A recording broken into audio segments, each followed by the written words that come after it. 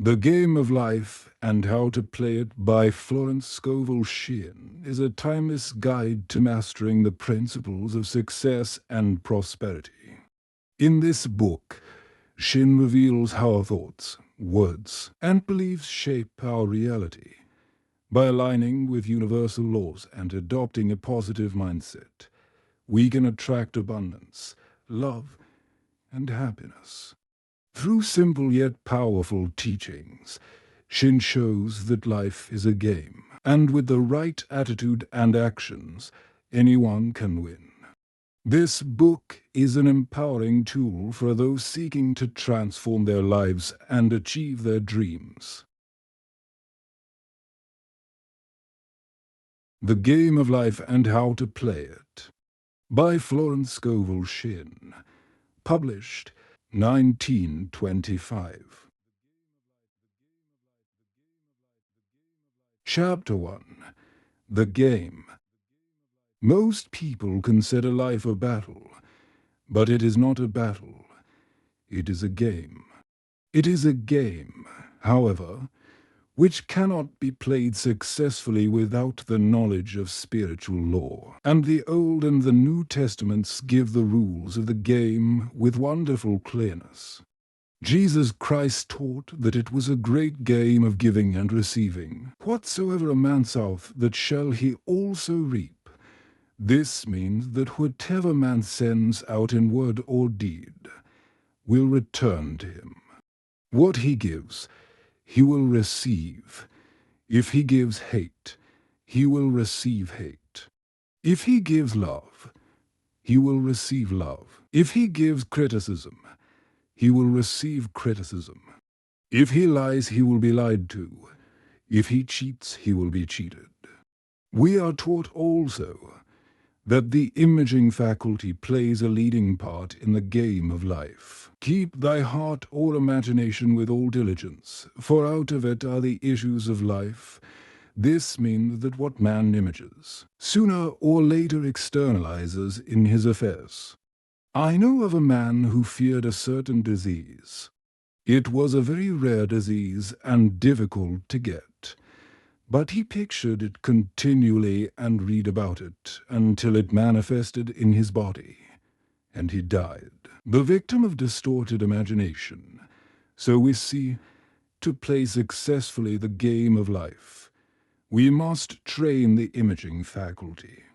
A person with an imaging faculty trained to image only good brings into his life every righteous desire of his heart, health, wealth, love, friends, perfect self-expression, his highest ideals. The imagination has been called the scissors of the mind, and it is ever cutting, day by day, the pictures man sees there, and sooner or later he meets his own creations in his outer world. To train the imagination successfully, man must understand the workings of his mind. The Greeks said, know thyself. There are three departments of the mind: the subconscious, conscious, and superconscious. The subconscious is simply power without direction. It is like steam or electricity, and it does what it is directed to do. It has no power of induction. Whatever man feels deeply or images clearly is impressed upon the subconscious mind and carried out in minutest detail. For example, a woman I know, when a child, always made believe she was a widow. She dressed up in black clothes and wore a long black veil, and people thought she was very clever and amusing. She grew up and married a man with whom she was deeply in love. In a short time he died, and she wore black and a sweeping veil for many years.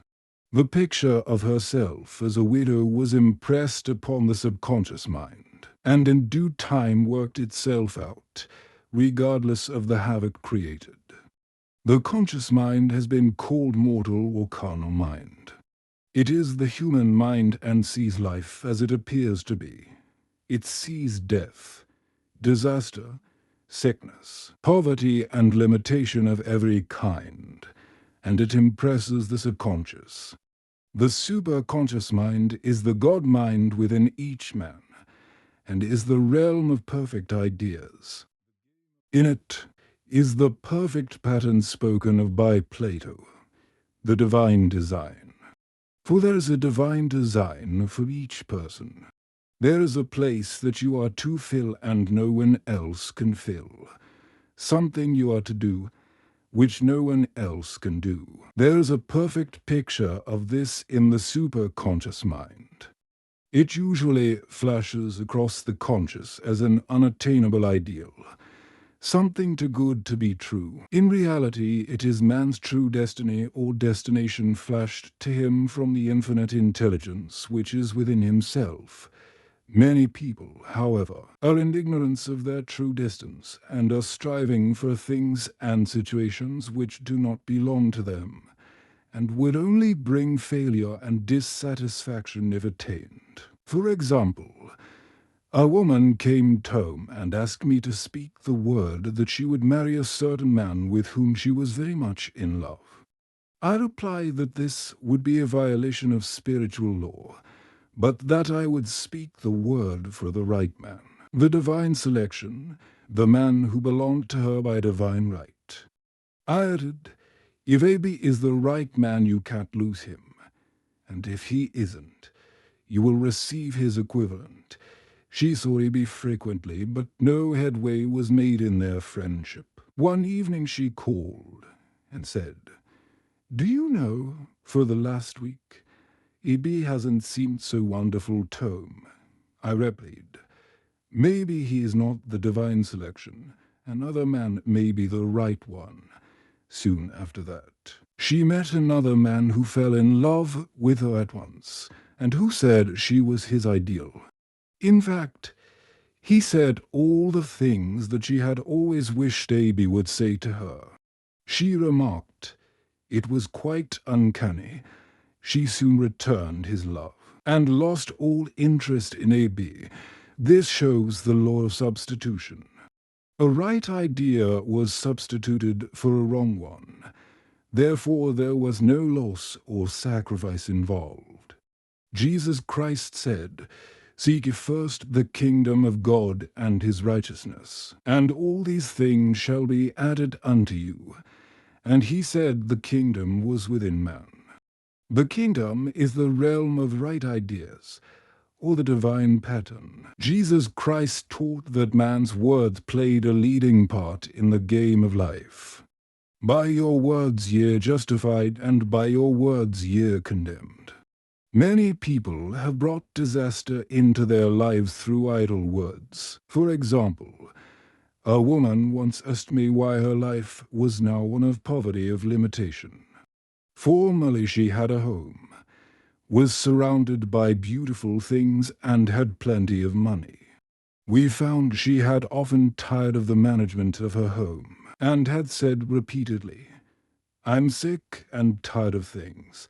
You wish I lived in a trunk," and she added, "Today I am living in that trunk." She had spoken herself into a trunk. The subconscious mind has no sense of humor, and people often joke themselves into unhappy experiences. For example, a woman who had a great deal of money joked continually about getting ready for the poorhouse. In a few years she was almost destitute, having impressed the subconscious mind with a picture of lack and limitation.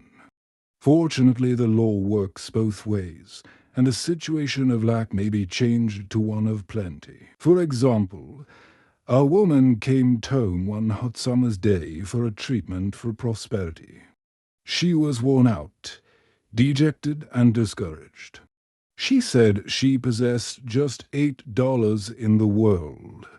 I said, "Good. We'll bless the $8 and multiply them as Jesus Christ multiplied the loaves and fishes, for he taught that every man had the power to bless and to multiply, to heal and to prosper."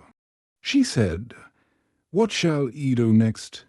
I replied, "Follow intuition, Have you a hunch to do anything, or to go anywhere? Intuition means intuition, or to be taught from within. It is man's unerring guide, and I will deal more fully with its laws in a following chapter. The woman replied, I don't know. I seem to have a hunch to go home. I've just enough money for a car fare. Her home was in a distant city and was one of lack and limitation. And the reasoning mind or intellect would have said, stay in New York and get work and make some money. I replied, then go home. Never violate hunch. I spoke the following words for her. Infinite Spirit opened the way for great abundance for. She is an irresistible magnet for all that belongs to her by divine right. It told her to repeat it continually also. She left for home immediately. In calling on a woman one day, she linked up with an old friend of her family. Through this friend, she received thousands of dollars in a most miraculous way. She has said too often, tell people about the woman who came to you with $8 and a hunch. There is always plenty on man's pathway, but it can only be brought into manifestation through desire, faith, or the spoken word. Jesus Christ brought out clearly that man must make the first move. Ask, and it shall be given you. Seek, and ye shall find. Knock, and it shall be opened unto you. In the Scriptures we read, concerning the works of my hands, command ye me. Infinite intelligence, God, is ever ready to carry out man's smallest or greatest demands, every desire, uttered or unexpressed, is a demand. We are often startled by having a wish suddenly fulfilled. For example, one Easter, having seen many beautiful rose trees in the florist's windows, I wished I would receive one, and for an instant saw it mentally being carried in the door. Easter came, and with it a beautiful rose tree. I thanked my friend the following day, and told her it was just what I had wanted. She replied, I didn't send you a rose tree. I sent you Lilia. The man had mixed the order, and sent me a rose tree simply because I had started the law in action, and I had to have a rose tree. Nothing stands between man and his highest ideals and every desire of his heart, but doubt and fear. When man can wish without worrying, every desire will be instantly fulfilled. I will explain more fully in a following chapter the scientific reason for this and how fear must be erased from the consciousness. It is man's only enemy, fear of lack, fear of failure, fear of sickness, fear of loss, and a feeling of insecurity on some plane. Jesus Christ said, why ye fearful, O ye of little faith? So we can see we must substitute faith for fear is only inverted faith. It is faith in evil instead of good. The object of the game of life is to see clearly one's good and to obliterate all mental pictures of evil. This must be done by impressing the subconscious mind with a realization of good. A very brilliant man, who has attained great success, told me he had suddenly erased all fear from his consciousness by reading a sign which hung in a room. He saw printed in large letters this statement, why worrying? It will probably never happen. These words were stamped indelibly upon his subconscious mind, and he has now a firm conviction that only good can come into his life. Therefore, only good can manifest. In the following chapter 1, we'll deal with the different methods of impressing the subconscious mind. It is man's faithful servant, but one must be careful to give it the right orders. Man has ever a silent listener at this side, his subconscious mind. Every thought, Every word is impressed upon it and carried out in amazing detail. It is like a singer making a record on the sensitive disc of the phonographic plate. Every note and tone of the singer's voice is registered. If he coughs or hesitates, it is registered also. So let us break all the old bad records in the subconscious mind, the records of our lives which we do not wish to keep, and make new and beautiful ones. Speak these words aloud, with power and conviction. I now smash and demolish by my spoken word every untrue record in my subconscious mind.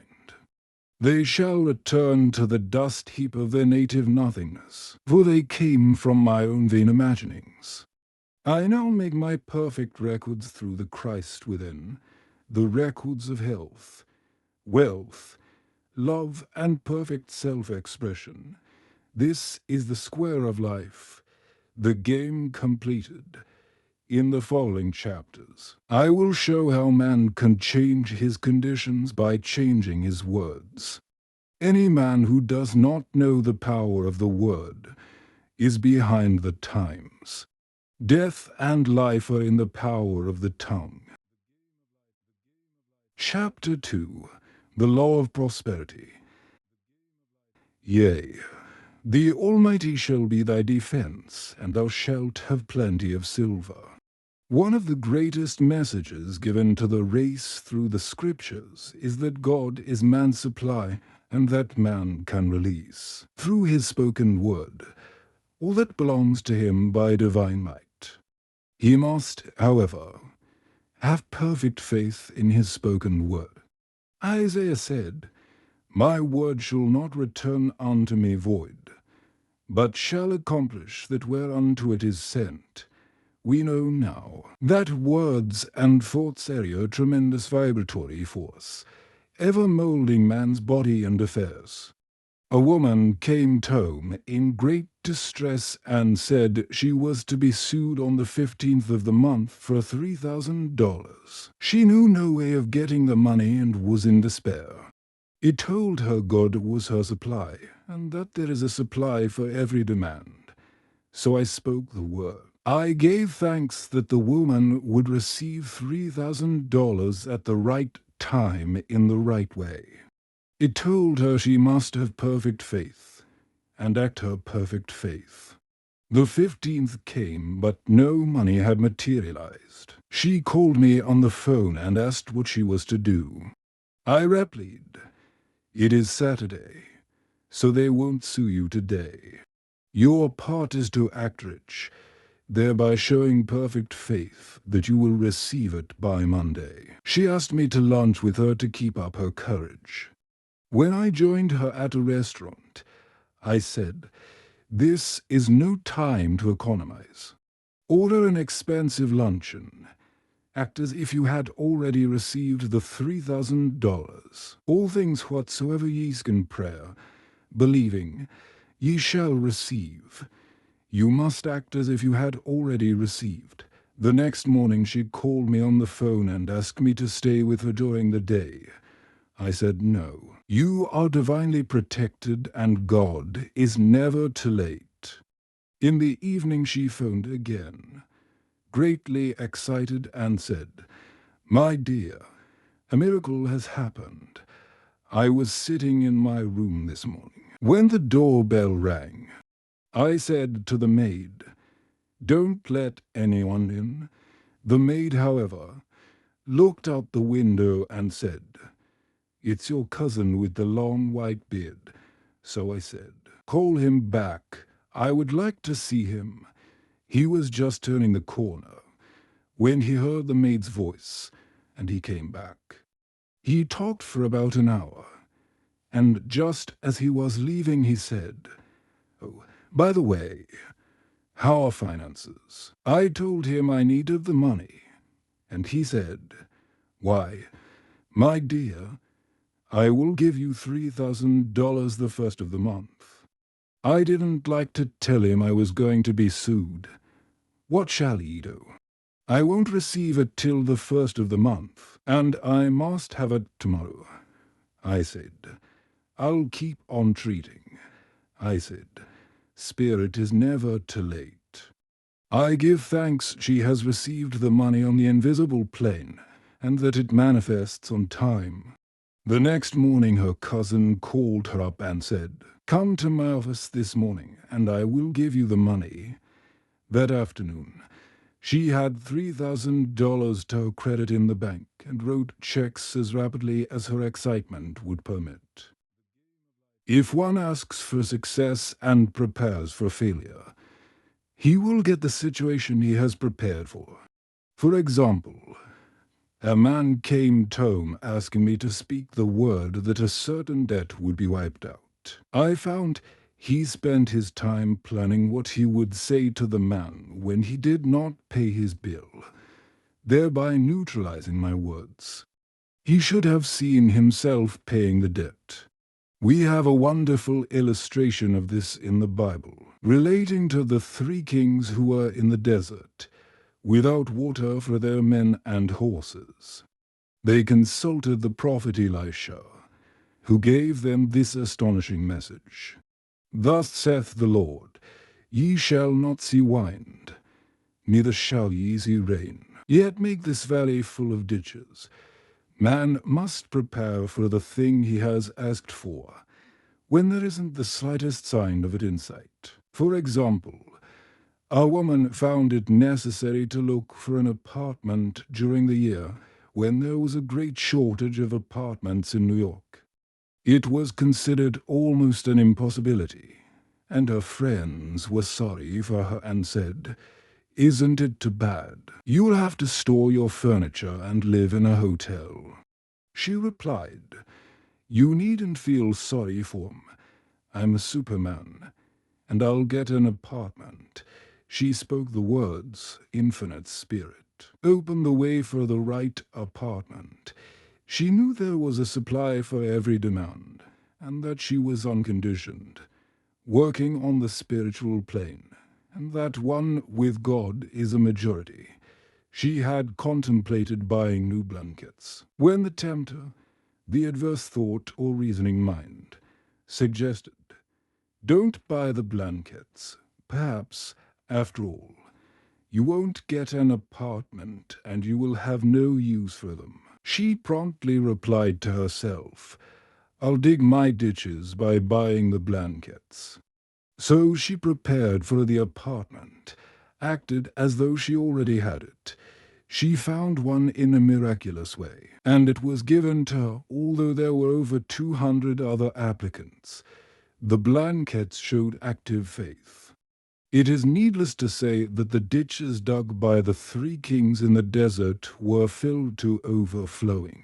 Getting into the spiritual swing of things is no easy matter for the average person. The adverse thoughts of doubt and fear surge from the subconscious. They are the army of the aliens which must be put to flight. This explains why it is so often darkest before the dawn. A big demonstration is usually preceded by tormenting thoughts. Having made a statement of high spiritual truth, one challenges the old beliefs in the subconscious, and error is exposed to be put out. This is the time when one must make his affirmations of truth repeatedly, and rejoice and give thanks that he has already received. Before Yekel shall answer, this means that every good and perfect gift is already man's awaiting his recognition. Man can only receive what he sees himself receiving. The children of Israel were told that they could have all the land they could see. This is true of every man. He has only the land within his own mental vision. Every great work, every big accomplishment, has been brought into manifestation through holding to the vision, and often just before the big achievement comes apparent failure and discouragement. The children of Israel, when they reached the promised land, were afraid to go in, for they said it was filled with giants who made them feel like grasshoppers. And there we saw the giants, and we were in our own sight as grasshoppers. This is almost every man's experience. However, the one who knows spiritual law is undisturbed by appearance and rejoices while he is yet in captivity. That is, he holds to his vision and gives thanks that the end is accomplished. He has received. Jesus Christ gave a wonderful example of this. He said to his disciples, "Say not ye, there are yet 4 months, and then cometh the harvest. Behold, I say unto you, lift up your eyes and look on the fields, for they are ripe already to harvest." His clear vision pierced the world of matter, and he saw clearly the fourth-dimensional world. Things as they really are, perfect and complete in divine mind. So man must ever hold the vision of his journey's end and demand the manifestation of that which he has already received.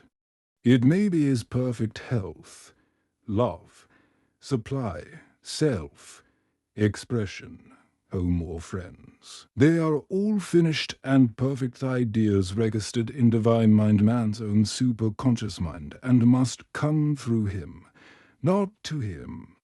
For example, a man came home asking for treatments for success. It was imperative that he raise, within a certain time, $50,000 for his business. The time limit was almost up when he came home in despair. No one wanted to invest in his enterprise, and the bank had flatly refused a loan. I replied, "I suppose you lost your temper while at the bank, therefore your power. You can control any situation if you first control yourself. Go back to the bank," I added, "and I will treat."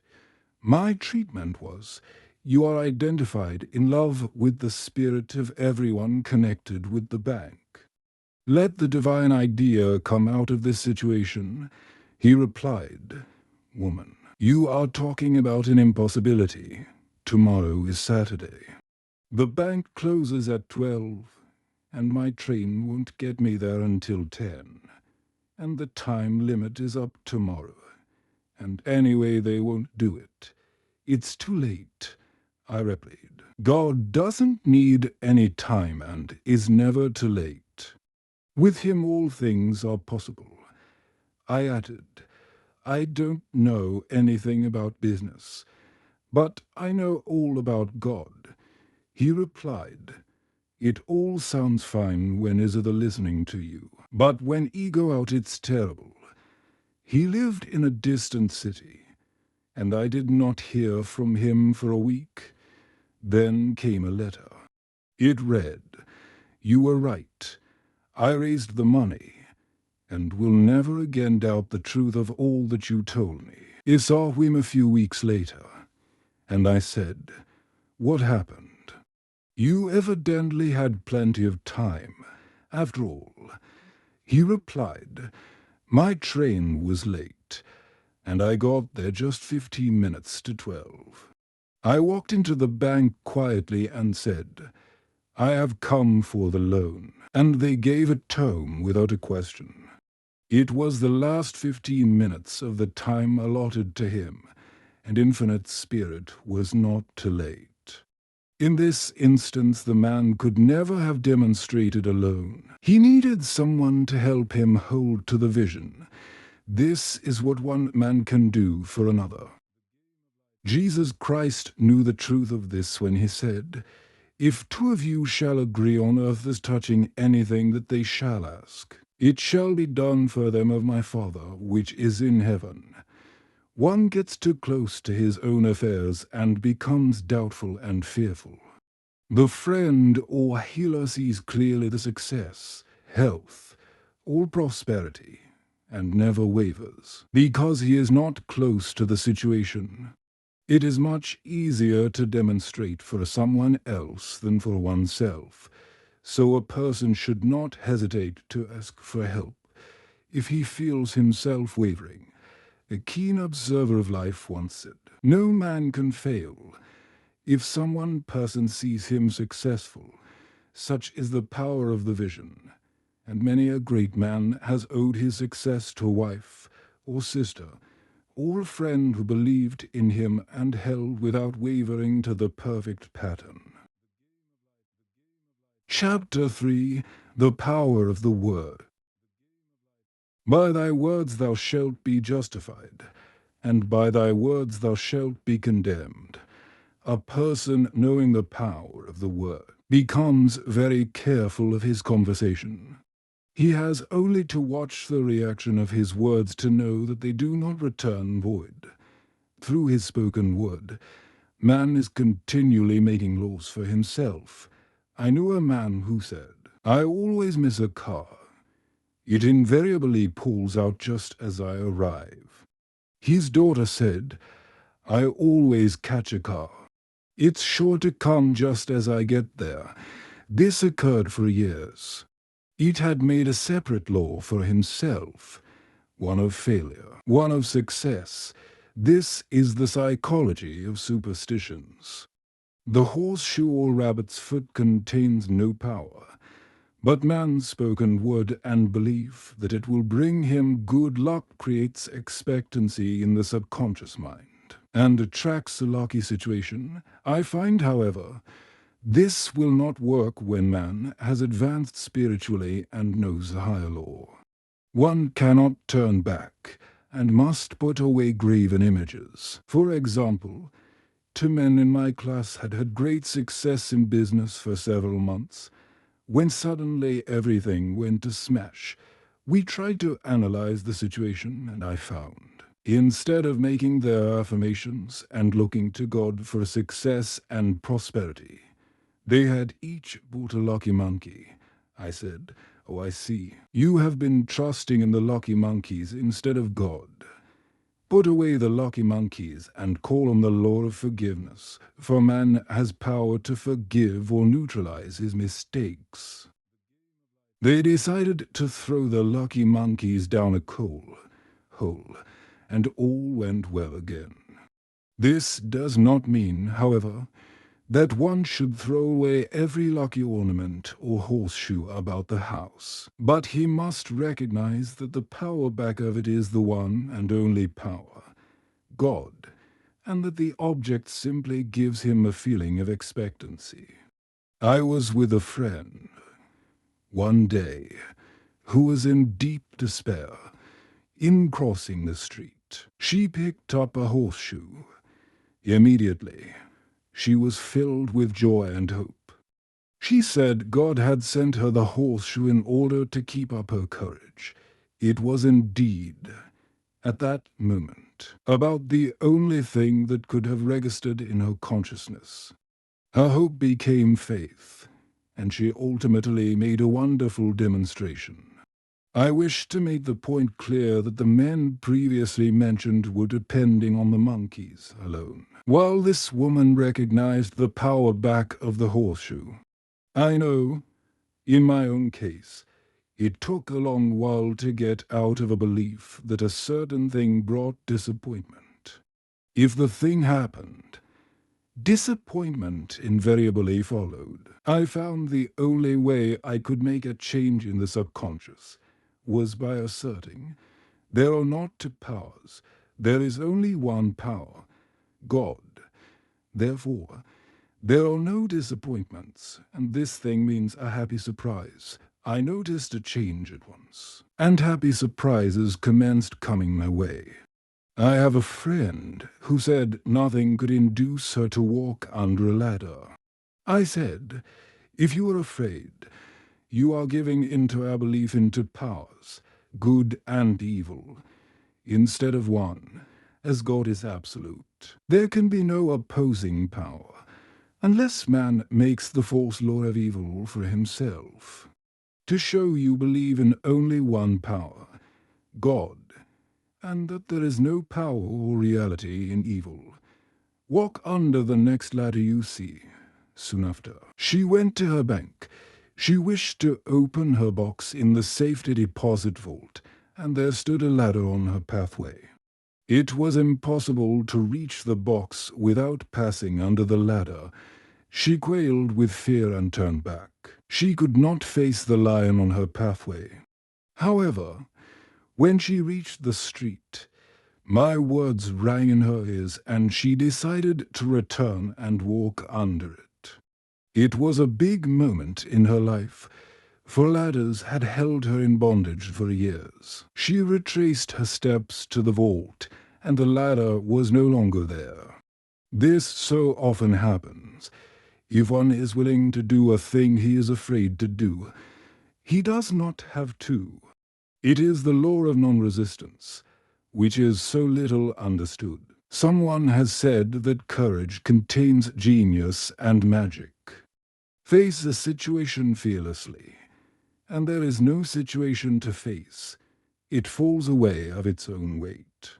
The explanation is that fear attracted the ladder on the woman's pathway, and fearlessness removed it. Thus the invisible forces are ever working for a man who is always pulling the strings himself, though he does not know it. Owing to the vibratory power of words, whatever man voices, he begins to attract. People who continually speak of disease invariably attract it. After man knows the truth, he cannot be too careful of his words.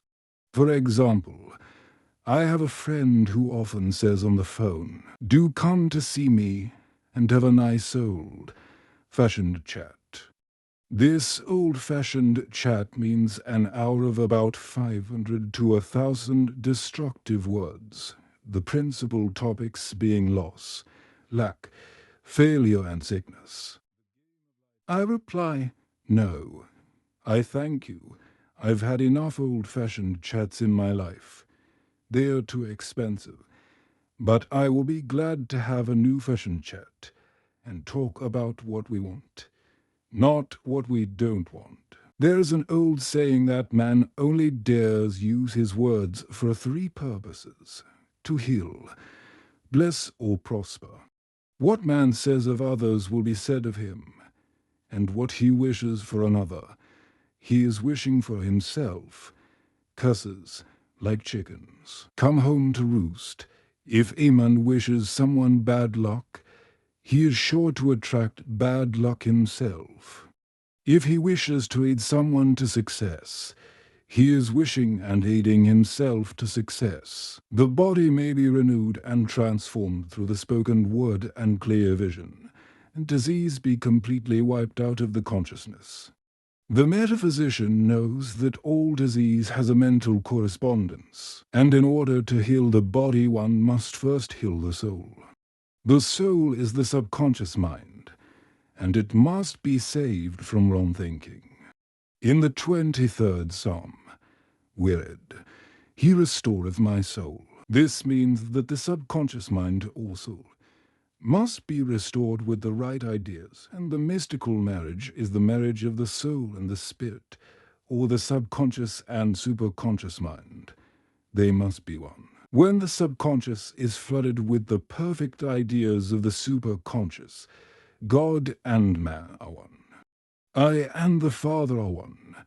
That is, he is one with the realm of perfect ideas. He is the man made in God's likeness and image imagination, and is given power and dominion over all created things, his mind, body, and affairs. It is safe to say that all sickness and unhappiness come from the violation of the law of love. A new commandment I give unto you, love one another. And in the game of life, love or goodwill takes every trick. For example, a woman I know had, for years, an appearance of a terrible skin disease. The doctors told her it was incurable, and she was in despair.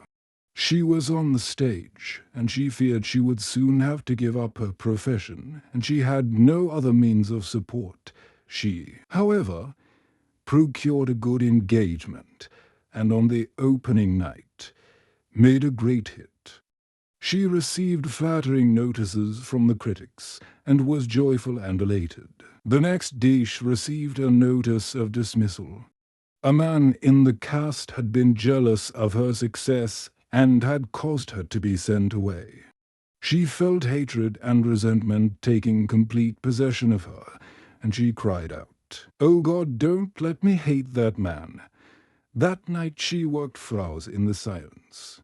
She said, "I soon came into a very deep silence. I seemed to beat peace with myself, with the man, and with the whole world. I continued this for 2 following nights, and on the 3rd day I found I was healed completely of the skin disease. In asking for love, or goodwill, she had fulfilled the law. For love is the fulfilling of the law, and the disease which came from subconscious resentment was wiped out. Continual criticism produces rheumatism, as critical, inharmonious thoughts cause unnatural deposits in the blood, which settle in the joints. False growths are caused by jealousy, hatred, unforgiveness, fear, etc. Every disease is caused by a mind not at ease. I said once, in my class, there is no use asking anyone what's the matter with you. We might just as well say, who's the matter with you? Unforgiveness is the most prolific cause of disease. It will harden arteries or liver and affect the eyesight. In its train are endless ills. I called on a woman one day who said she was ill from having eaten a poisoned oyster. I replied, "Oh, no, the oyster was harmless. You poisoned the oyster." "Who's the matter with you?" she answered. "Oh, about 19 people." She had quarreled with 19 people, and had become so inharmonious that she attracted the wrong oyster. Any inharmony on the external indicates there is mental inharmony. As the within, so the without. Man's only enemies are within himself, and a man's foes shall be they of his own household. Personality is one of the last enemies to be overcome, as this planet is taking its initiation in love.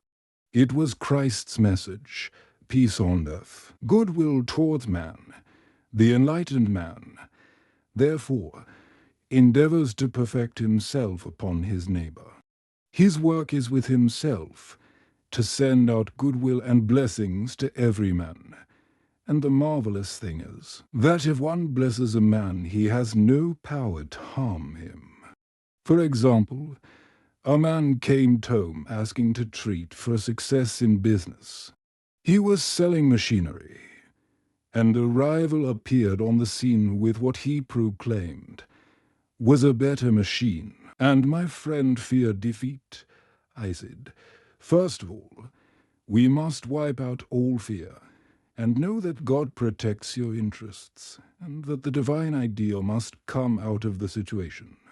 That is, the right machine will be sold by the right man, to the right man." And I added, "Don't hold one critical thought towards that man. Bless him all day, and be willing not to sell your machine, if it isn't the divine idea."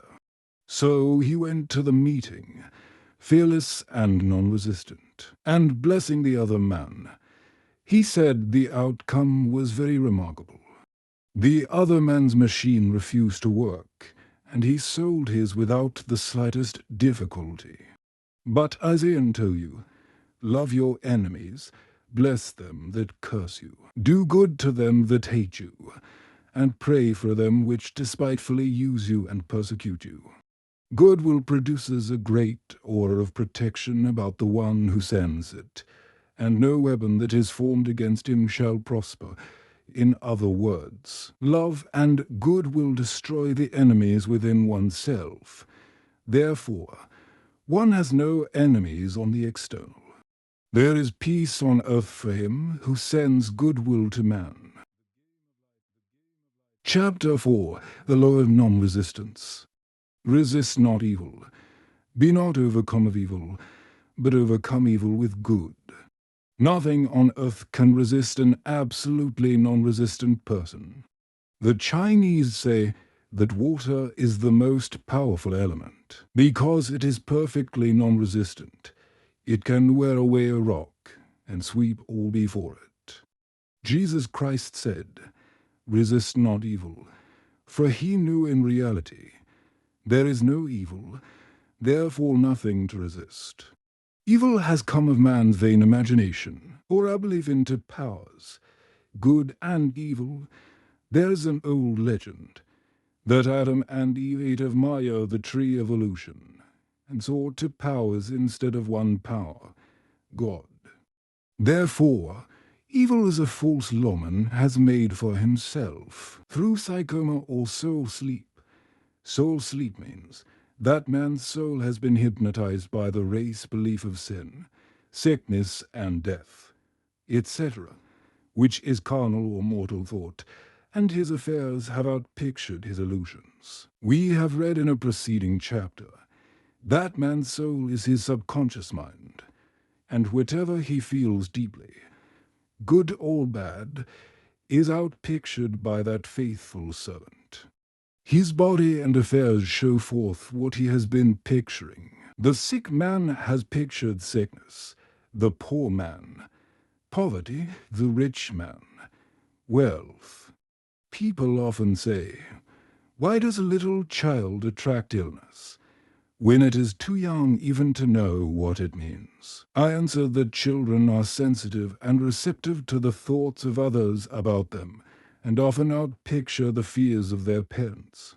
I heard a metaphysician once say, "If you do not run your subconscious mind yourself, someone else will run it for you."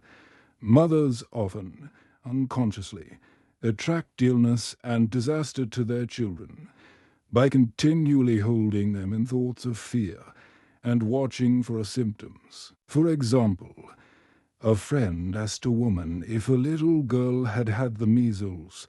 She replied promptly, "Not yet."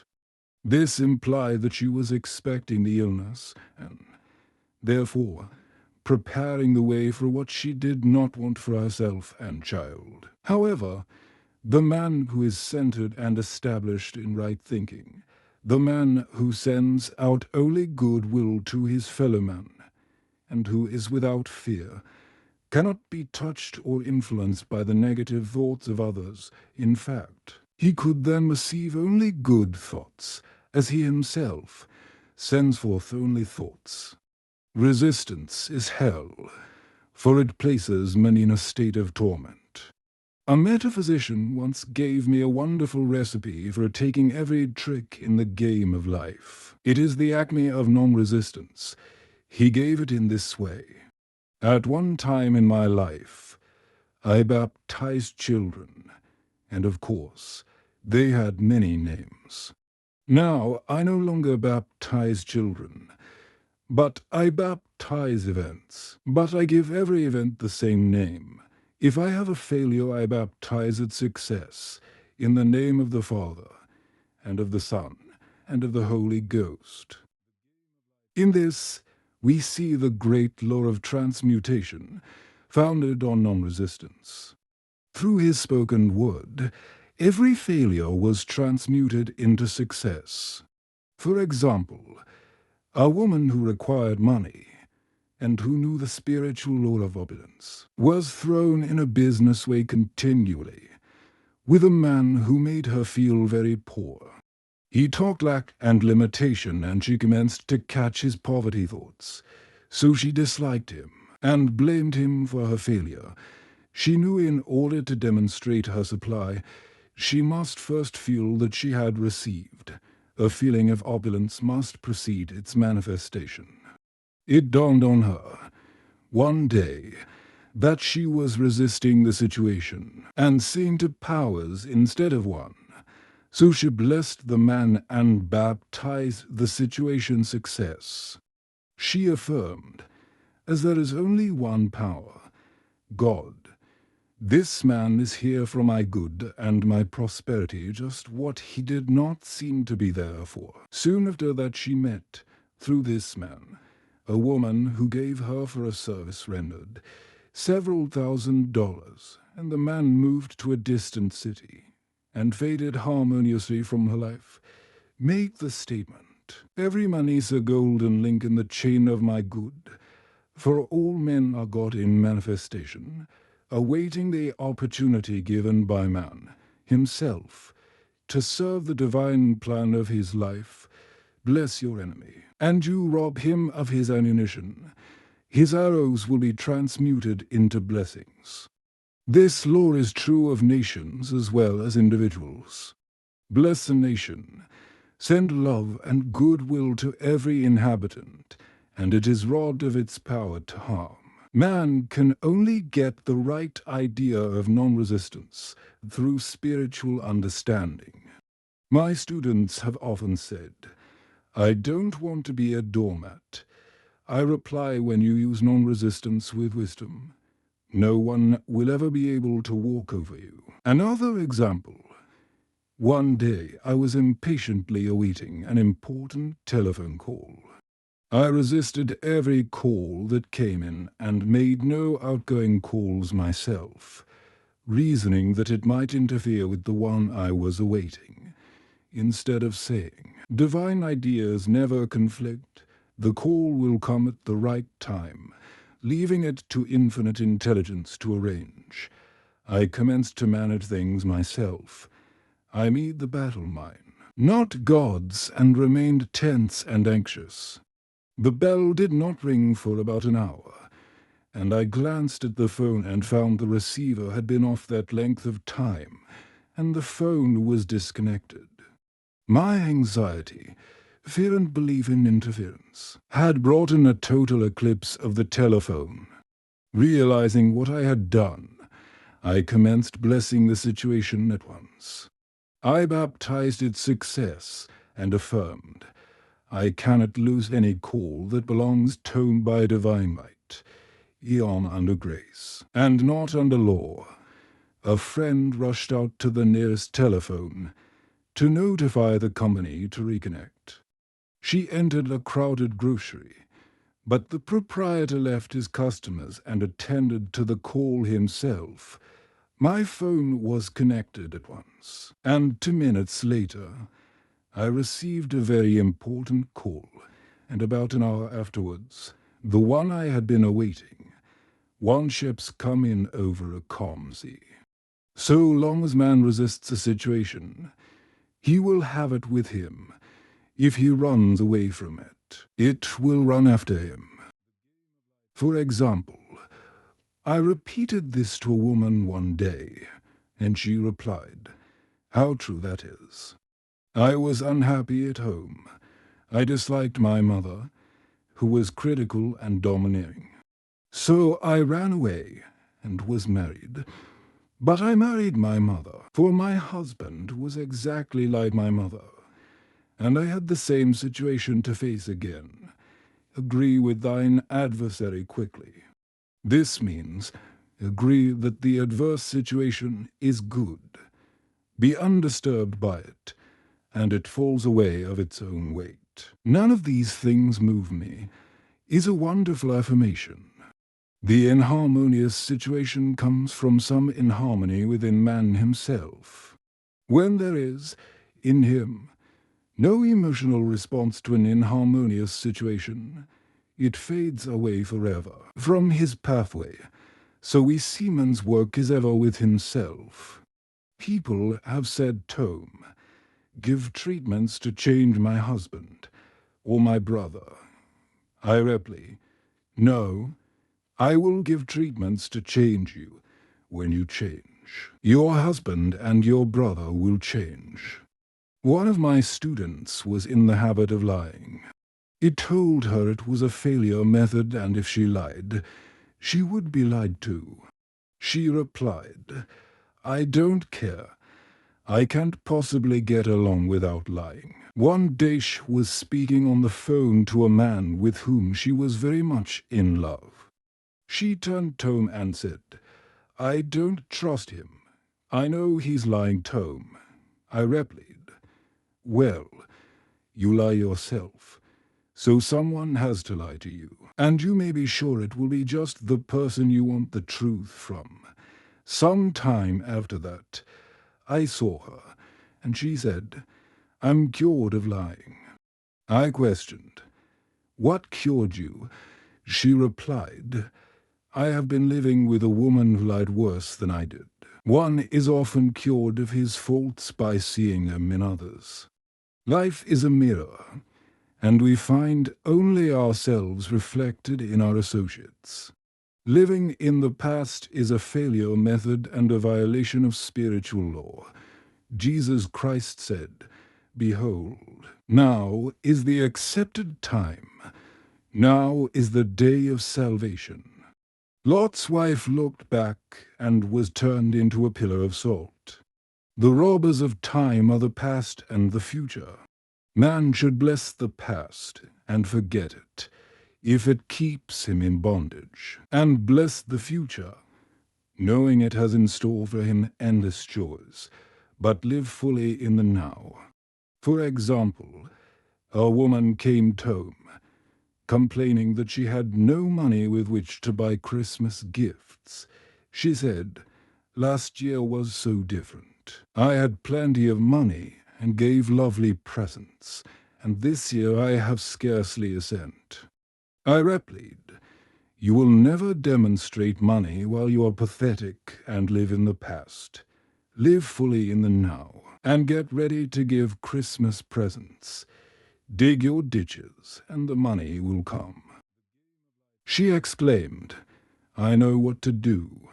I will buy some tinsel twine, Christmas seals, and wrapping paper." I replied, "Do that, and the presents will come and stick themselves to the Christmas seals." This, too, was showing financial fearlessness and faith in God. As the reasoning mind said, "Keep every cent you have, as you are not sure you will get any more." She bought the seals, paper and twine, and a few days before Christmas received a gift of several $100s. Buying the seals and twine had impressed the subconscious with expectancy and opened the way for the manifestation of the money. She purchased all the presents in plenty of time. Man must live suspended in the moment. Look well, therefore, to this day, such is the salutation of the dawn. He must be spiritually alert, ever awaiting his leads, taking advantage of every opportunity. One day, I said continually silently, "Infinite Spirit, don't let me miss a trick," and something very important was told home that evening. It is most necessary to begin the day with right words. Make an affirmation immediately upon waking. For example, "I will be done this day. Today is a day of completion. I give thanks for this perfect day. Miracle shall follow miracle, and wonders shall never cease." Make this a habit, and one will see wonders and miracles come into his life. One morning I picked up a book and read, "Look with wonder at that which is before you." It seemed to be my message for the day, so I repeated again and again, "Look with wonder at that which is before you." At about noon, a large sum of money was given me, which I had been desiring for a certain purpose. In a following chapter, I will give affirmations that I have found most effective. However, one should never use an affirmation unless it is absolutely satisfying and convincing to his own consciousness, and often an affirmative is changed to suit different people. For example, the following has brought success to many. "I have a wonderful work, in a wonderful way. I give wonderful service for wonderful pay." I gave the first two lines to one of my students, and she added the last two. It made a most powerful statement, as there should always be perfect payment for a perfect service, and a rhyme sinks easily into the subconscious. She went about singing it aloud, and soon did receive wonderful work in a wonderful way, and gave wonderful service for wonderful pay. Another student, a businessman, took it and changed the word work to business. He repeated, "I have a wonderful business. in a wonderful way, and I give wonderful service for wonderful pay. That afternoon he made a $41,000 deal, though there had been no activity in his affairs for months. Every affirmation must be carefully worded and completely cover the ground. For example, I know a woman who was in great need and made a demand for work.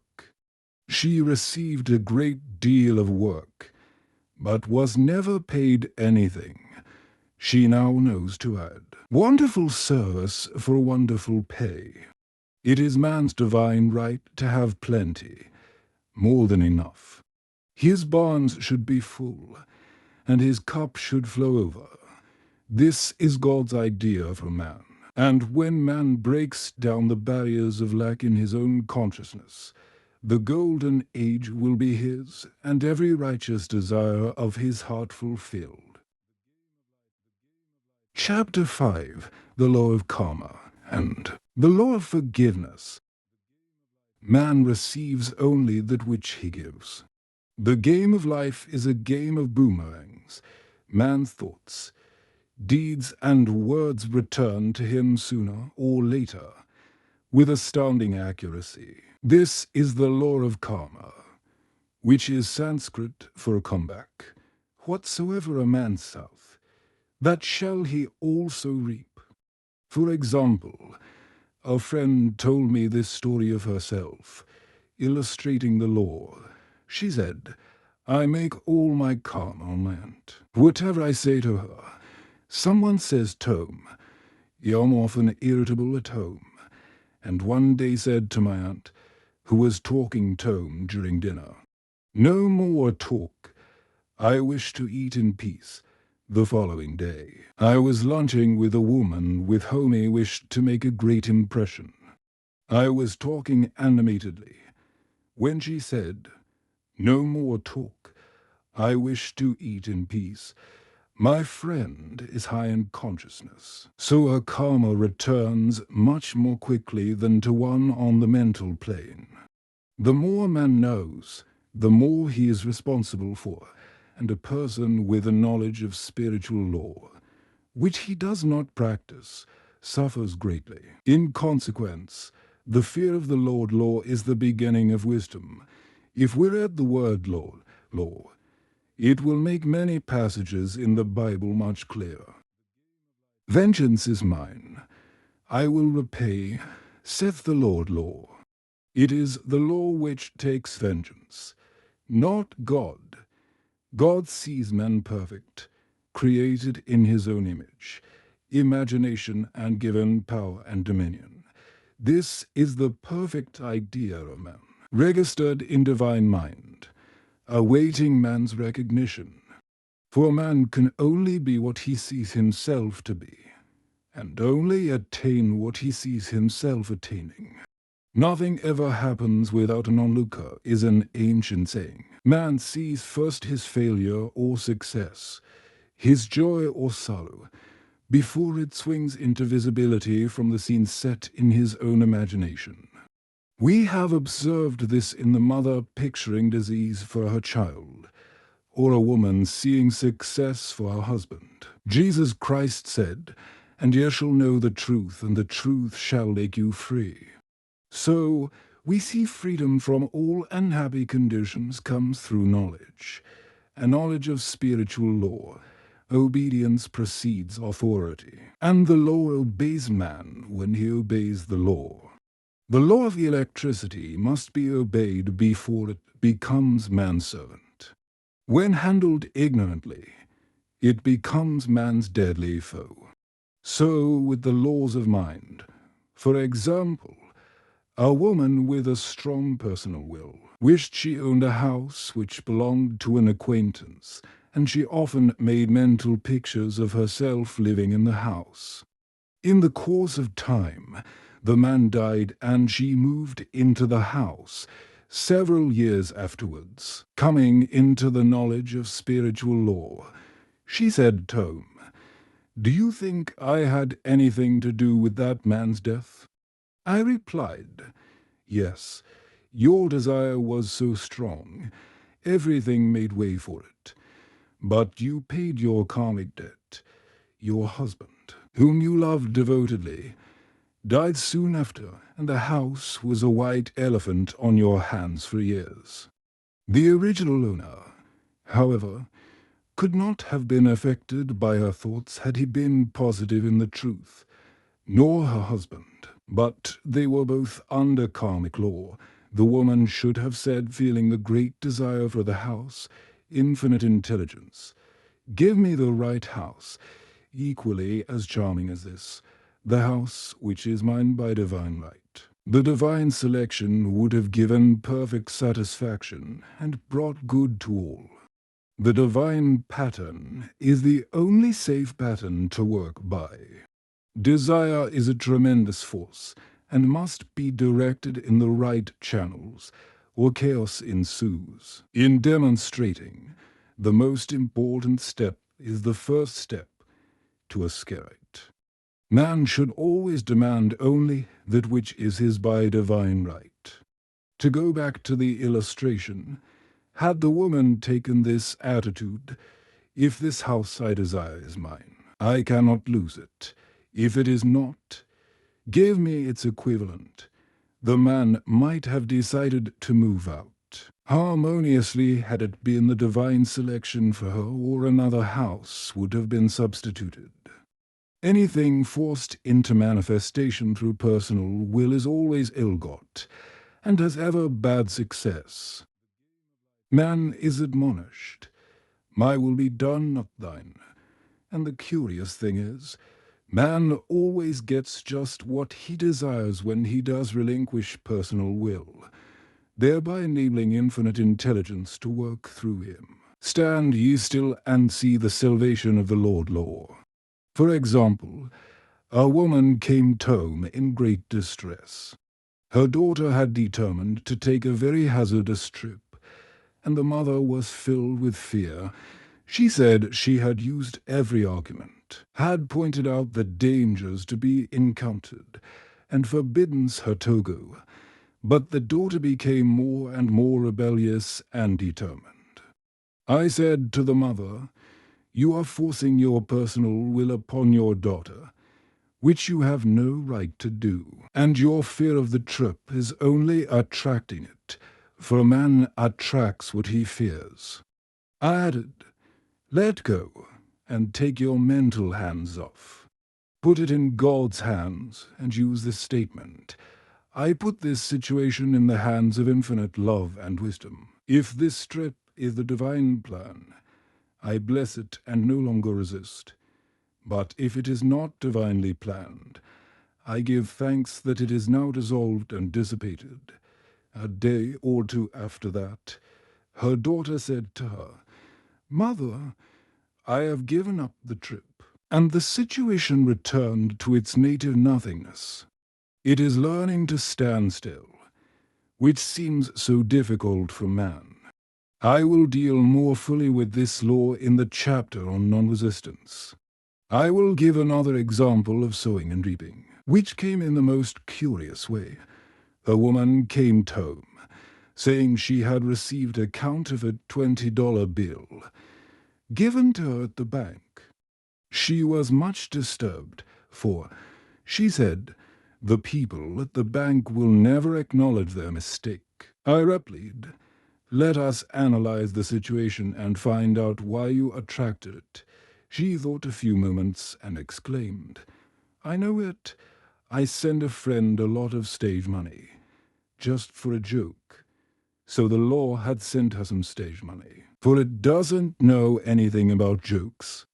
I said, "Now we will call on the law of forgiveness and neutralize the situation. Christianity is founded upon the law of forgiveness. Christ has redeemed us from the curse of the karmic law, and the Christ within each man is his redeemer and salvation from all inharmonious conditions." So I said, "Infinite Spirit, we call on the law of forgiveness and give thanks that she is under grace and not under law, and cannot lose this $20 which is hers by divine right." Now, I said, Go back to the bank and tell them, fearlessly, that it was given you there by mistake. She obeyed, and to her surprise, they apologized and gave her another bill, treating her most courteously. So knowledge of the law gives man power to rub out his mistakes. Man cannot force the external to be what he is not. If he desires riches, he must be rich first in consciousness. For example, a woman came to home asking treatment for prosperity. She did not take much interest in her household affairs, and her home was in great disorder. I said to her, "If you wish to be rich, you must be orderly. All men with great wealth are orderly, and order is heaven's first law." I added, "You will never become rich with a burnt match in the pincushion." She had a good sense of humor and commenced immediately.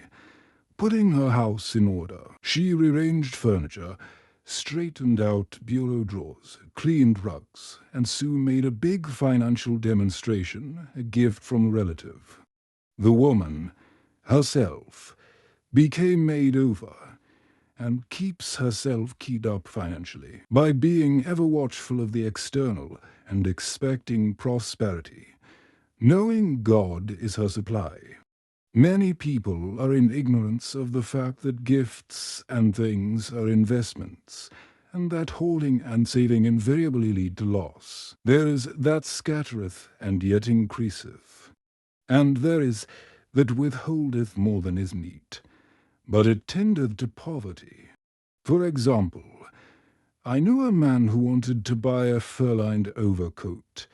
He and his wife went to various shops, but there was none he wanted. He said they were all too cheap-looking.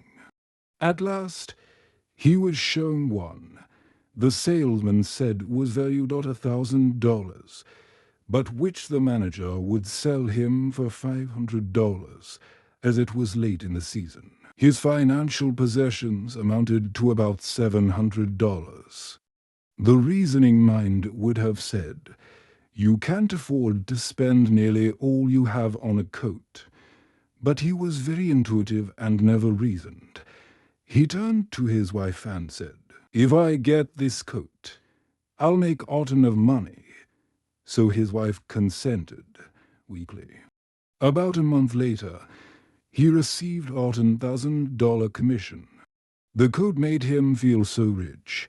It linked him with success and prosperity. Without the coat would not have received the commission. It was an investment paying large dividends. If man ignores these leadings to spend or to give, the same amount of money will go in an uninteresting or unhappy way. For example, a woman told me, on Thanksgiving Day, she informed her family that they could not afford a Thanksgiving dinner. She had the money, but decided to save it. A few days later, someone entered her room and took from the bureau drawer the exact amount the dinner would have cost. The law always stands back of the man who spends fearlessly, with wisdom. For example, one of my students was shopping with her little nephew. The child clamored for a toy, which she told him she could not afford to buy. She realized suddenly that she was seeking lack, and not recognizing God as her supply. So she bought the toy, and on her way home, picked up, in the street, the exact amount of money she had paid for it. Man's supply is inexhaustible and unfailing when fully trusted, but faith or trust must precede the demonstration.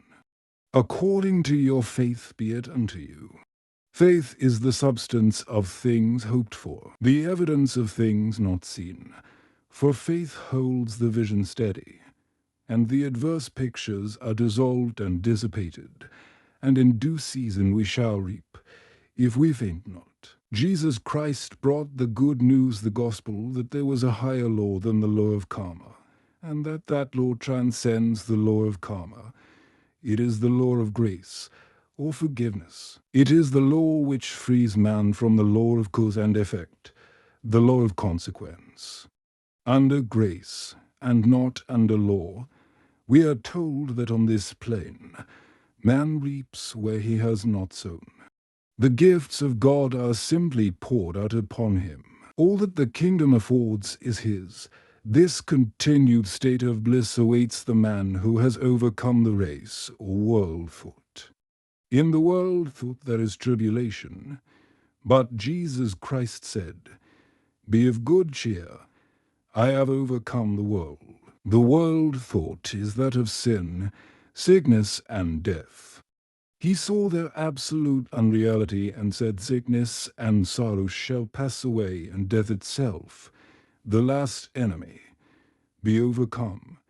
We know now, from a scientific standpoint, that death could be overcome by stamping the subconscious mind with the conviction of eternal youth and eternal life.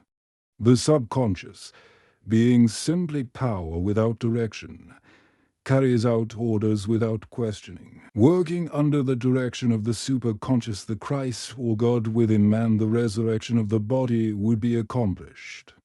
Man would no longer throw off his body in death. It would be transformed into the body electric, sung by Walt Whitman. For Christianity is founded upon the forgiveness of sins and an empty tomb. Chapter 6. Casting the burden, impressing the subconscious. When man knows his own powers and the workings of his mind, his great desire is to find an easy and quick way to impress the subconscious with good, for simply an intellectual knowledge of the truth will not bring results. In my own case, I found the easiest way is in casting the burden. A metaphysician once explained it in this manner. He said, "The only thing which gives anything weight in nature is the law of gravitation, and if a boulder could be taken high above the planet, there would be no weight in that boulder." And that is what Jesus Christ meant when he said, "My yoke is easy and my burden is light." He had overcome the world vibration and functioned in the fourth dimensional realm, where there is only perfection, completion, life and joy. He said, "Come to me that labor and are heavy laden, and I will give you rest. Take my yoke upon you, for my yoke is easy and my burden is light." We are also told in the 55th Psalm, "To cast thy burden upon the Lord." Many passages in the Bible state that the battle is God's, not man's, and that man is always to stand still and see the salvation of the Lord. This indicates that the superconscious mind, or Christ within, is the department which fights man's battle and relieves him of burdens.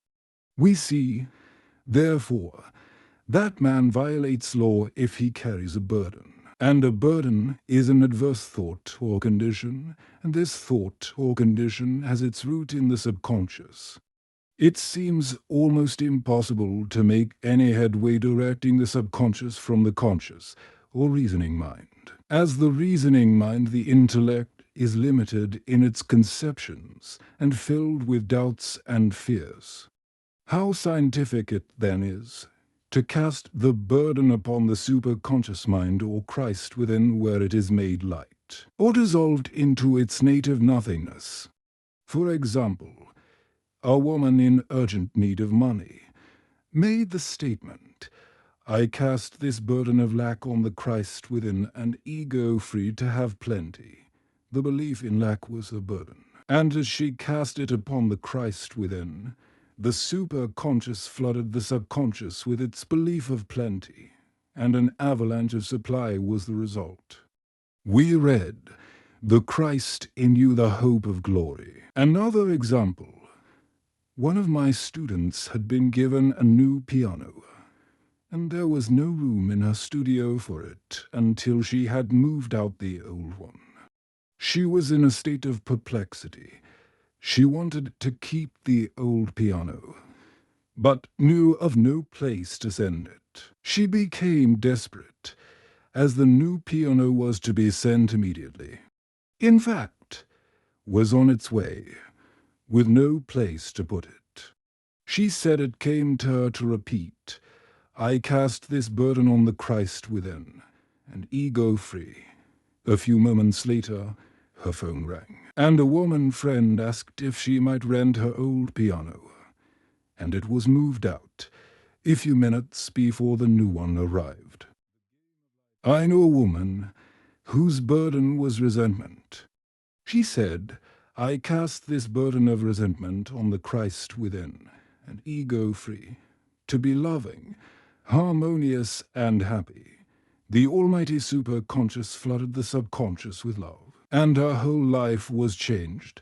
For years, resentment had held her in a state of torment and imprisoned her soul, the subconscious mind. The statement should be made over and over and over, sometimes for hours at a time, silently or audibly, with quietness but determination. I have often compared it to winding up a Victrola. We must wind ourselves up with the spoken word. I have noticed, in casting the burden, after a little while, one seems to see clearly. It is impossible to have clear vision while in the throes of carnal mind. Doubts and fear poison the mind and body, and the imagination runs riot, attracting disaster and disease, in steadily repeating the affirmation, "I cast this burden on the Christ within, go free." The vision clears, and with it a feeling of relief, and sooner or later comes the manifestation of good, be it health, happiness, or supply. One of my students once asked me to explain the darkness before the dawn. I referred in a preceding chapter to the fact that often, before the big demonstration, everything seems to go wrong. Deep depression clouds the consciousness. It means that out of the subconscious are rising the doubts and fears of the ages. These old derelicts of the subconscious rise to the surface, to be put out. It is then that man should clap his cymbals, like Jehoshaphat, and give thanks that he is saved. Even though he seems surrounded by the enemy, the situation of lack or disease.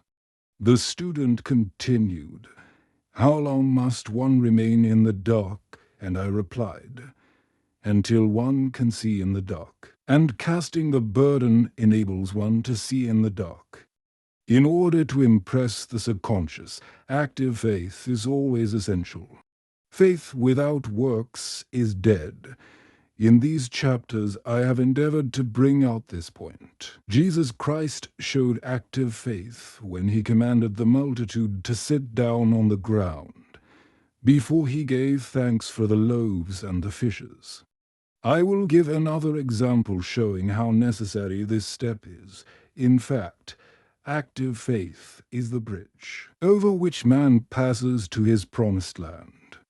Through misunderstanding, a woman had been separated from her husband, whom she loved deeply. He refused all offers of reconciliation and would not communicate with her in any way. Coming into the knowledge of spiritual law, she denied the appearance of separation. She made this statement, "There is no separation in divine mind. Therefore, I cannot be separated from the love and companionship which are mine by divine right." She showed active faith by arranging a place for him at the table every day, thereby impressing the subconscious with a picture of his return. Over a year passed, but she never wavered, and one day he walked in. The subconscious is often impressed through music. Music has a fourth-dimensional quality and releases the soul from imprisonment. It makes wonderful things seem possible and easy of accomplishment. I have a friend who uses her Victrola daily for this purpose. It puts her in perfect harmony and releases the imagination. Another woman often dances while making her affirmations. The rhythm and harmony of music and motion carry her words forth with tremendous power. The student must remember also not to despise the day of small things invariably. Before a demonstration come signs of land. Before Columbus reached America, he saw birds and twigs which showed him land was near. So it is with a demonstration, but often the student mistakes it for the demonstration itself, and is disappointed. For example, a woman had spoken the word for a set of dishes. Not long afterwards a friend gave her a dish which was old and cracked. She came home and said, "Well, I asked for a set of dishes, and all I got was a cracked plate." I replied, "The plate was only signs of land. It shows your dishes are coming. Look upon it as birds and seaweed." And not long afterwards the dishes came, continually making believe. Impresses the subconscious. If one makes believe he is rich, and makes believe he is successful, in due time he will reap. Children are always making believe, and except ye be converted, and become as little children, ye shall not enter the kingdom of heaven. For example, I know of a woman who was very poor, but no one could make her feel poor. She earned a small amount of money from rich friends, who constantly reminded her of her poverty, and to be careful and saving, regardless of their admonitions. She would spend all her earnings on a hat, or make someone a gift, and be in a rapturous state of mind. Her thoughts were always centered on beautiful clothes and rings and things, but without ending others. She lived in the world of the wondrous, and only riches seemed real to her. Before long she married a rich man, and the rings and things became visible. You do not know whether the man was the divine selection, but opulence had to manifest in her life, as she had imaged only opulence. There is no peace or happiness from man until he has erased all fear from the subconscious. Fear is misdirected energy and must be redirected or transmuted into faith. Jesus Christ said, "Why ye fearful, O ye of little faith? All things are possible to him that believeth." Ye are asked so often by my students, how can I get rid of fear? I reply, by walking up to the thing you are afraid of. The lion takes its fierceness from your fear. Walk up to the lion, and he will disappear. Run away, and he runs after you. I have shown in previous chapters how the lion of lack disappeared when the individual spent money fearlessly, showing faith that God was his supply and therefore unfailing. Many of my students have come out of the bondage of poverty and are now bountifully supplied through losing all fear of letting money go out. The subconscious is impressed with the truth that God is the giver and gift. Therefore, as one is one with the giver, he is one with the gift. His splendid statement is, "I now thank God the giver for God the gift." Man has so long separated himself from his good and his supply through thoughts of separation and lack, that sometimes it takes dynamite to dislodge these false ideas from the subconscious, and the dynamite is a big situation. We see in the foregoing illustration how the individual was freed from his bondage by showing fearlessness. Man should watch himself early to detect if his motive for action is fear or faith.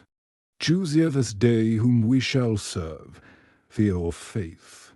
Perhaps one's fear is of personality.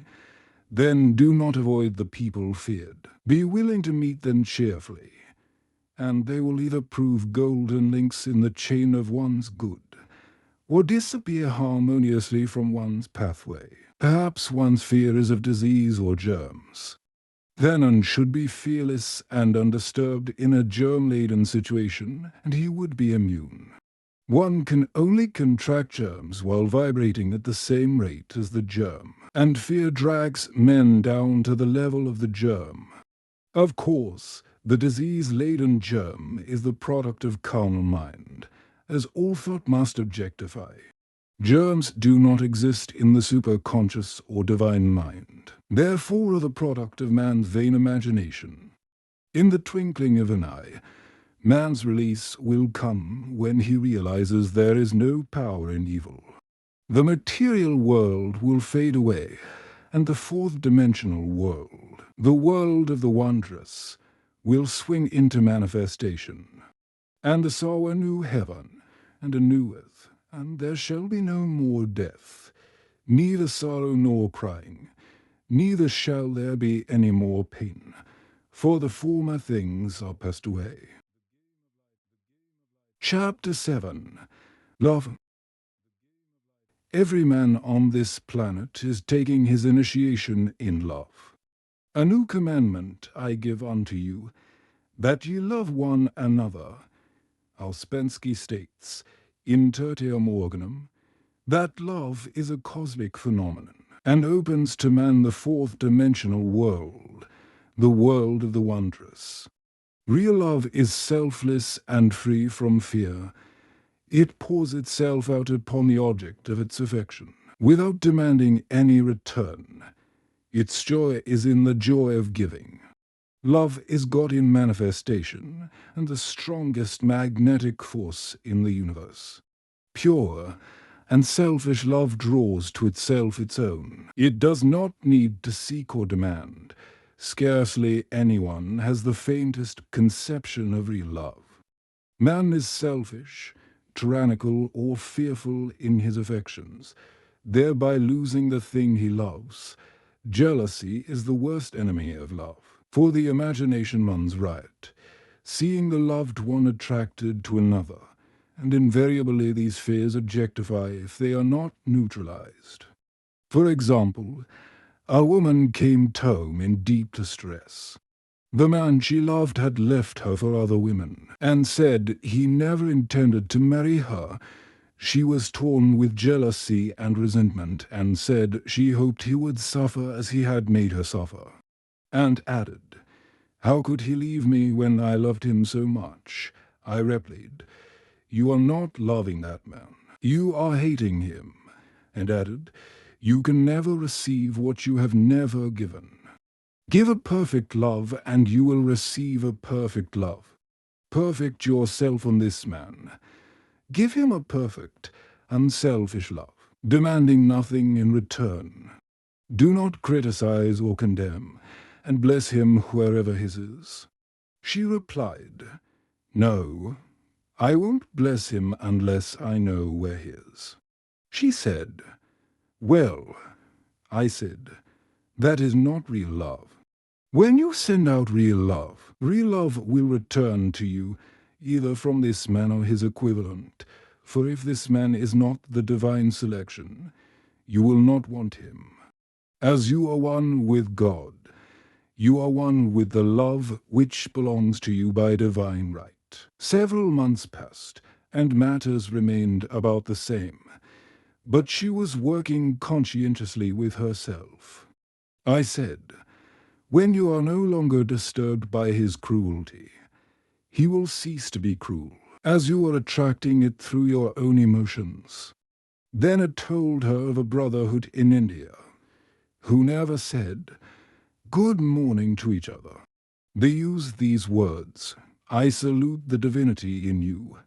They saluted the divinity in every man, and in the wild animals in the jungle, and they were never harmed, for they saw only God in every living thing. I said, "Salute the divinity in this man, and say, I see your divine self only. I see you as God sees you, perfect, made in his image and likeness."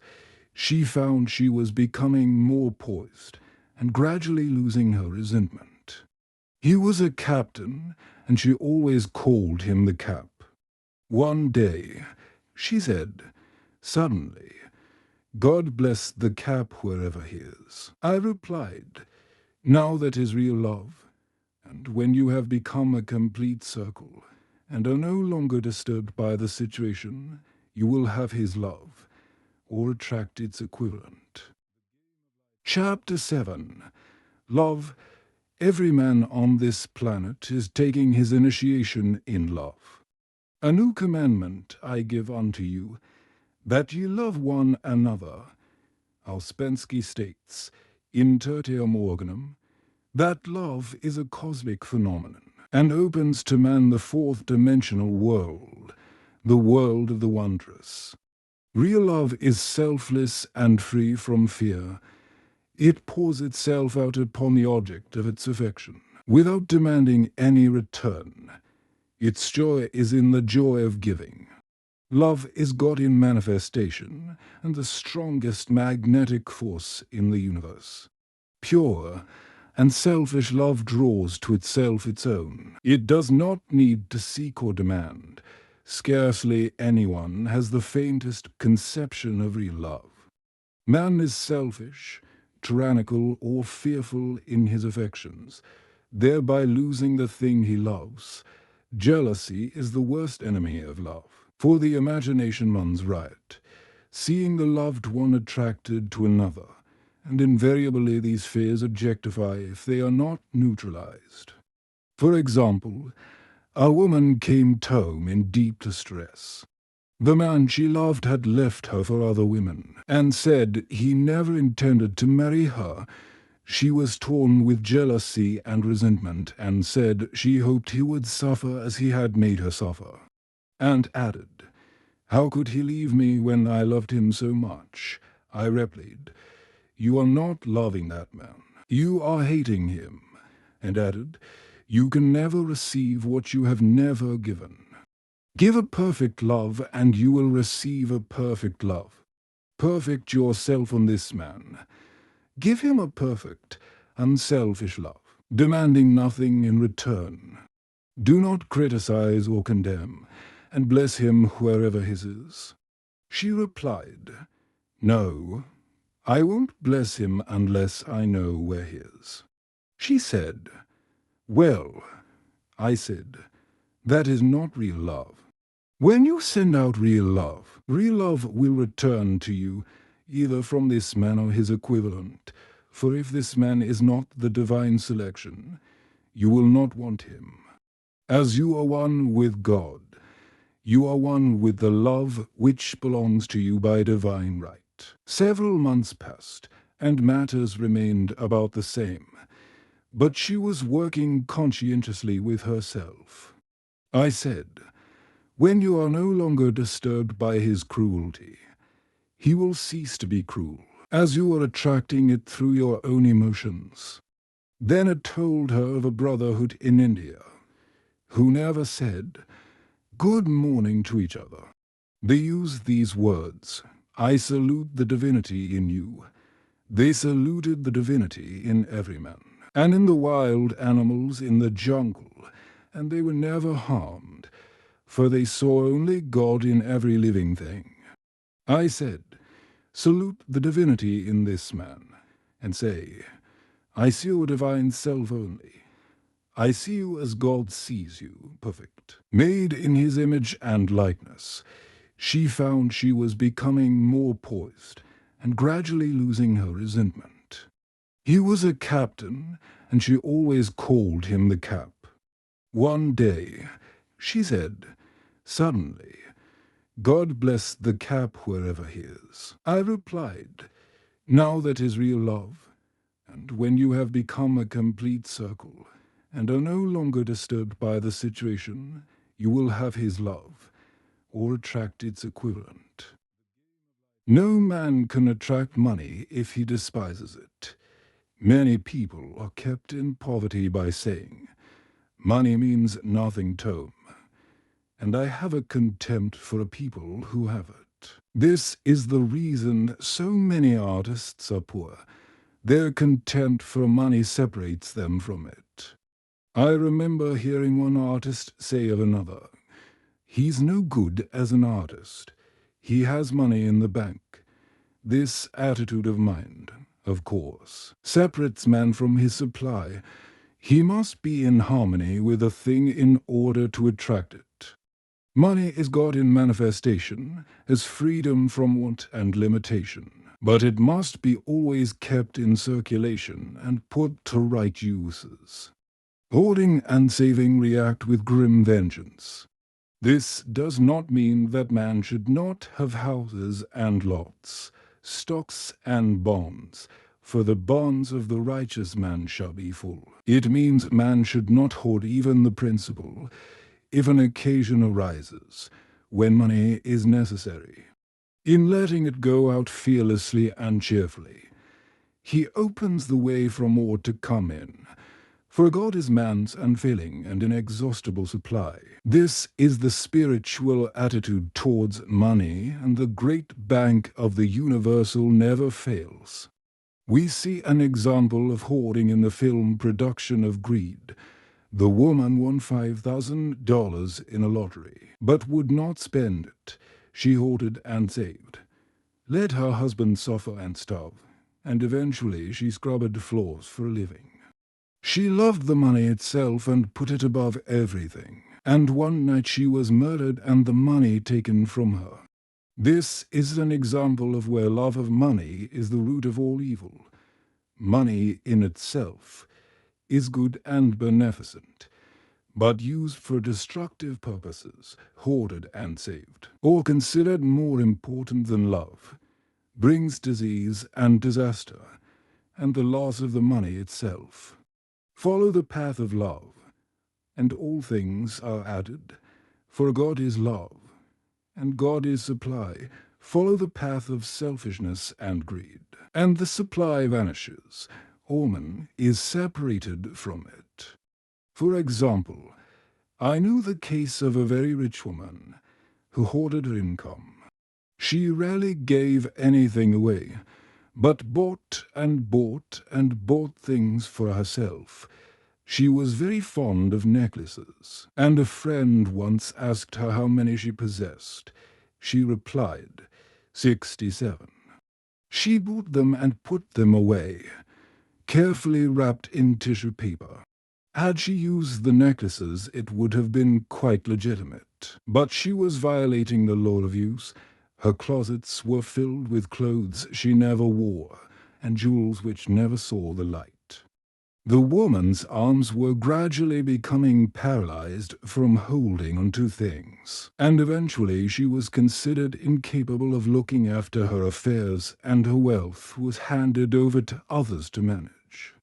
So man, in ignorance of the law, brings about his own destruction. All disease, all unhappiness, come from the violation of the law of love. Man's boomerangs of hate, resentment, and criticism come back laden with sickness and sorrow. Love seems almost a lost art, but the man with the knowledge of spiritual law knows it must be regained, for without it, he has become a sounding brass and tinkling cymbals. For example, I had a student who came home, month after month, to clean her consciousness of resentment. After a while, she arrived at the point where she resented only one woman, but that one woman kept her busy. Little by little she became poised and harmonious, and one day all resentment was wiped out. She came in radiant, and exclaimed, "You can't understand how I feel." The woman said something to him, and instead of being furious, I was loving and kind. And she apologized, and was perfectly lovely to him. No one can understand the marvelous lightness I feel within. Love and goodwill are invaluable in business. For example, a woman came home, complaining of her employer. She said she was cold and critical and knew she did not want her in the position. Well, I replied, "Salute the divinity in the woman and send her love."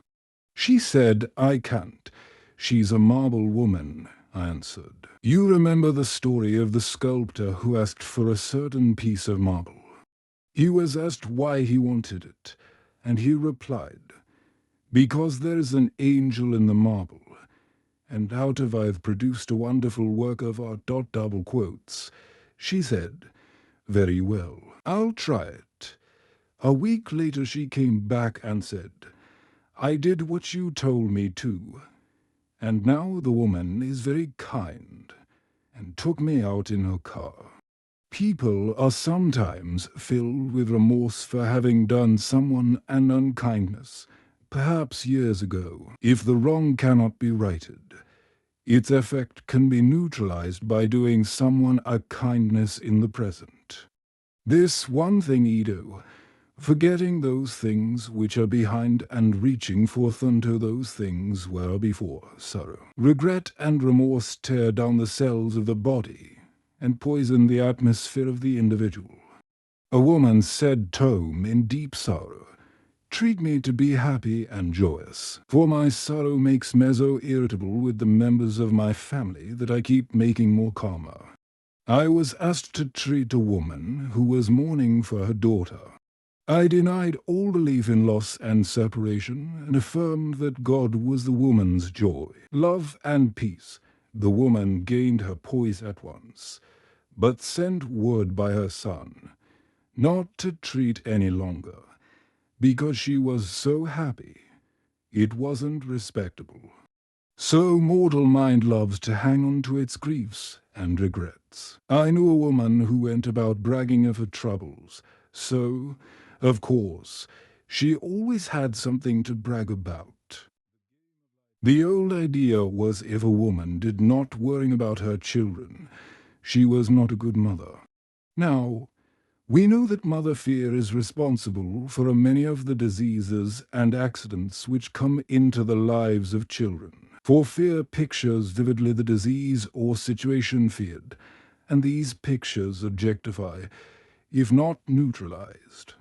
Happy is the mother who can say sincerely that she puts her child in God's hands and knows, therefore, that he is divinely protected.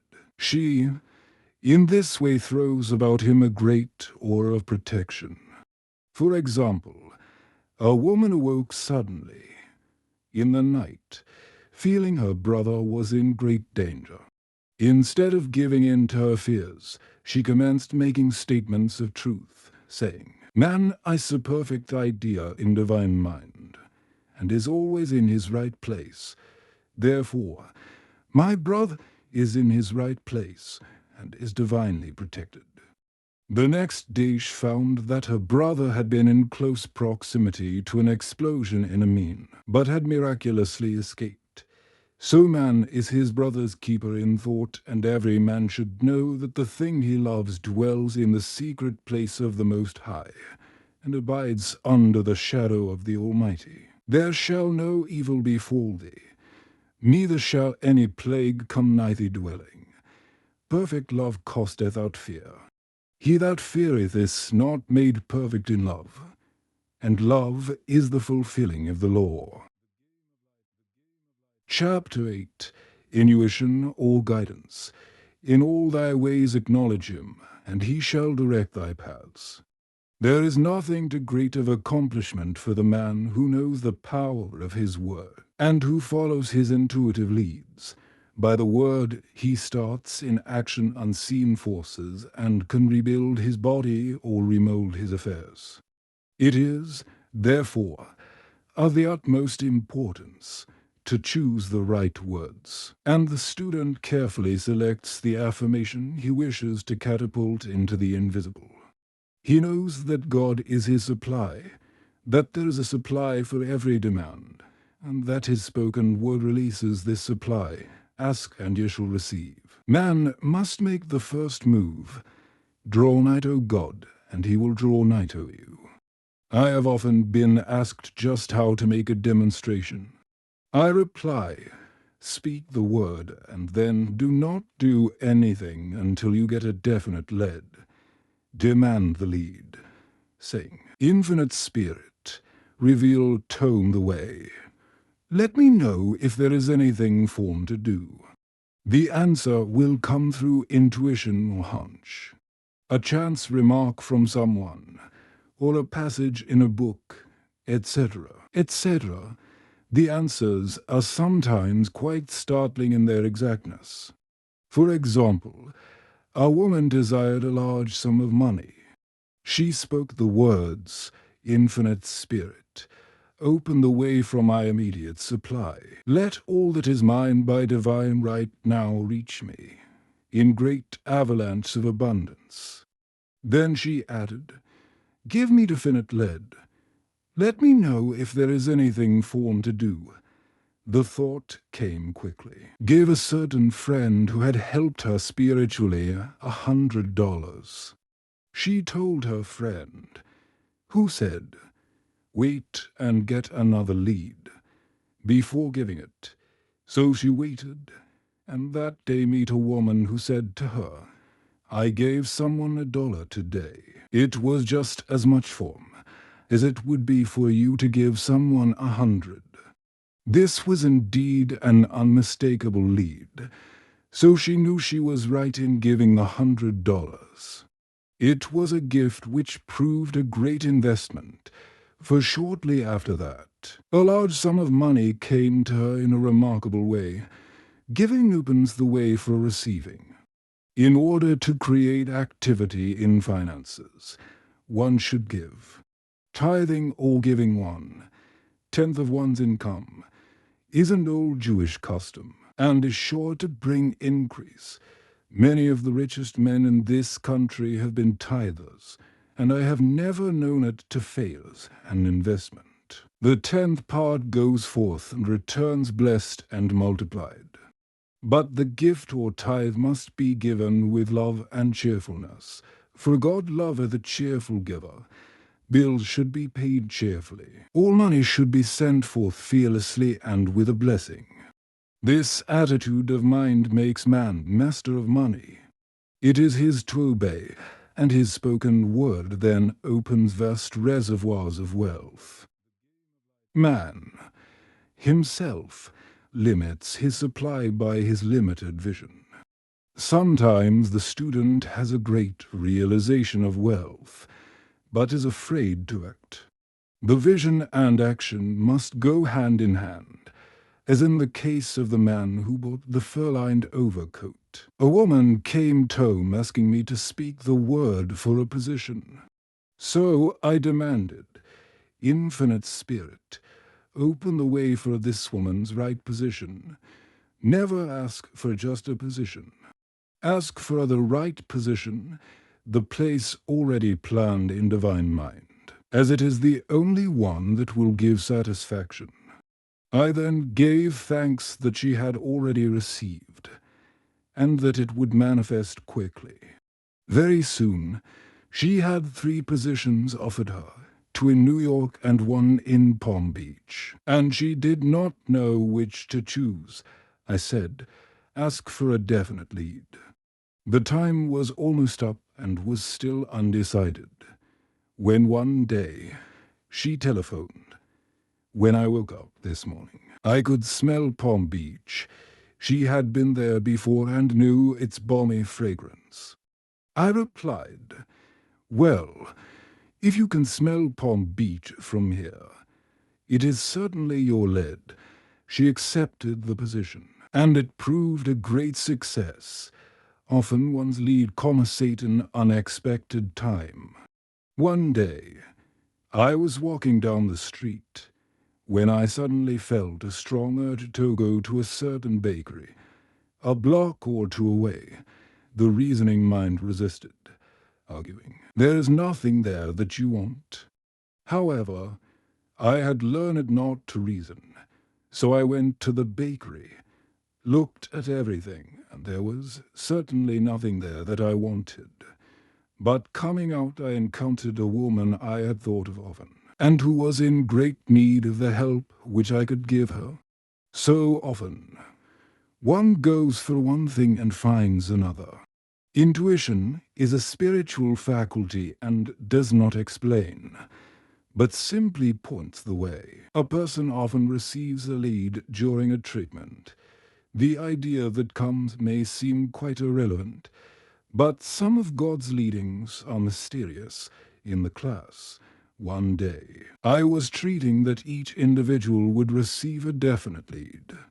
A woman came home afterwards and said, "While you were treating, I got the hunch to take my furniture out of storage and get an apartment. The woman had come to be treated for health. I told her I knew in getting a home of her own, her health would improve, and I added, I believe your trouble, which is a congestion, has come from having things stored away. Congestion of things causes congestion in the body. You have violated the law of use, and your body is paying the penalty." So he gave thanks that divine order was established in her mind, body and affairs. People little dream of how their affairs react on the body. There is a mental correspondence for every disease. A person might receive instantaneous healing through the realization of his body being a perfect idea in divine mind, and therefore whole and perfect. But if he continues his destructive thinking, hoarding, hating, fearing, condemning, the disease will return. Jesus Christ knew that all sickness came from sin, but admonished the leper after the healing, to go and sin no more, lest a worse thing come upon him. So man's soul or subconscious mind must be washed whiter than snow for permanent healing. And the metaphysician is always delving deep for the correspondence. Jesus Christ said, "Condemn not, lest ye also be condemned. Judge not, that ye be judged." Many people have attracted disease and unhappiness through condemnation of others. What man condemns in others, he attracts to himself. For example, a friend came home in anger and distress because her husband had deserted her for another woman.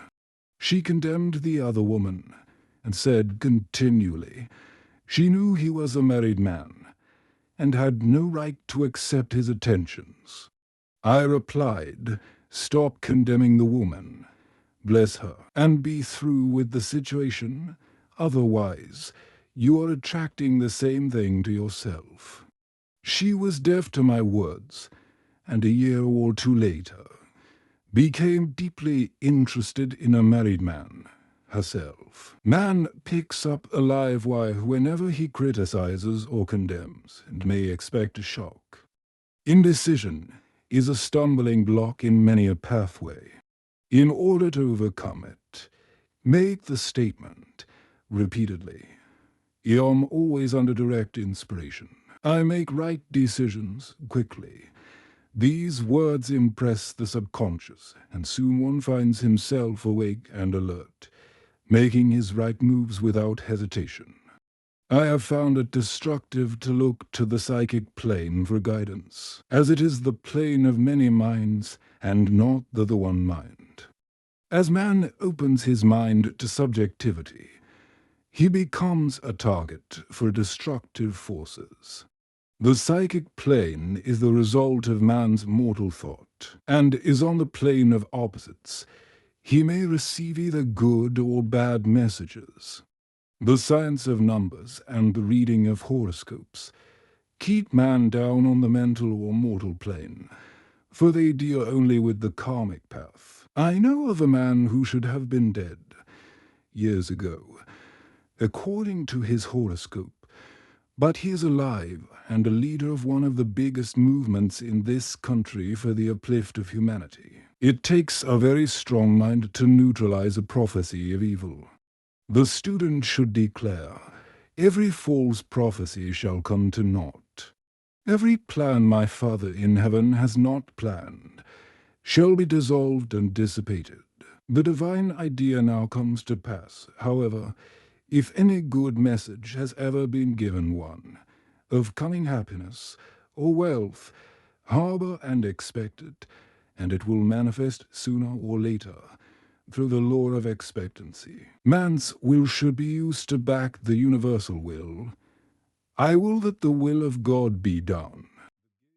It is God's will to give every man every righteous desire of his heart, and man's will should be used to hold the perfect vision, without wavering.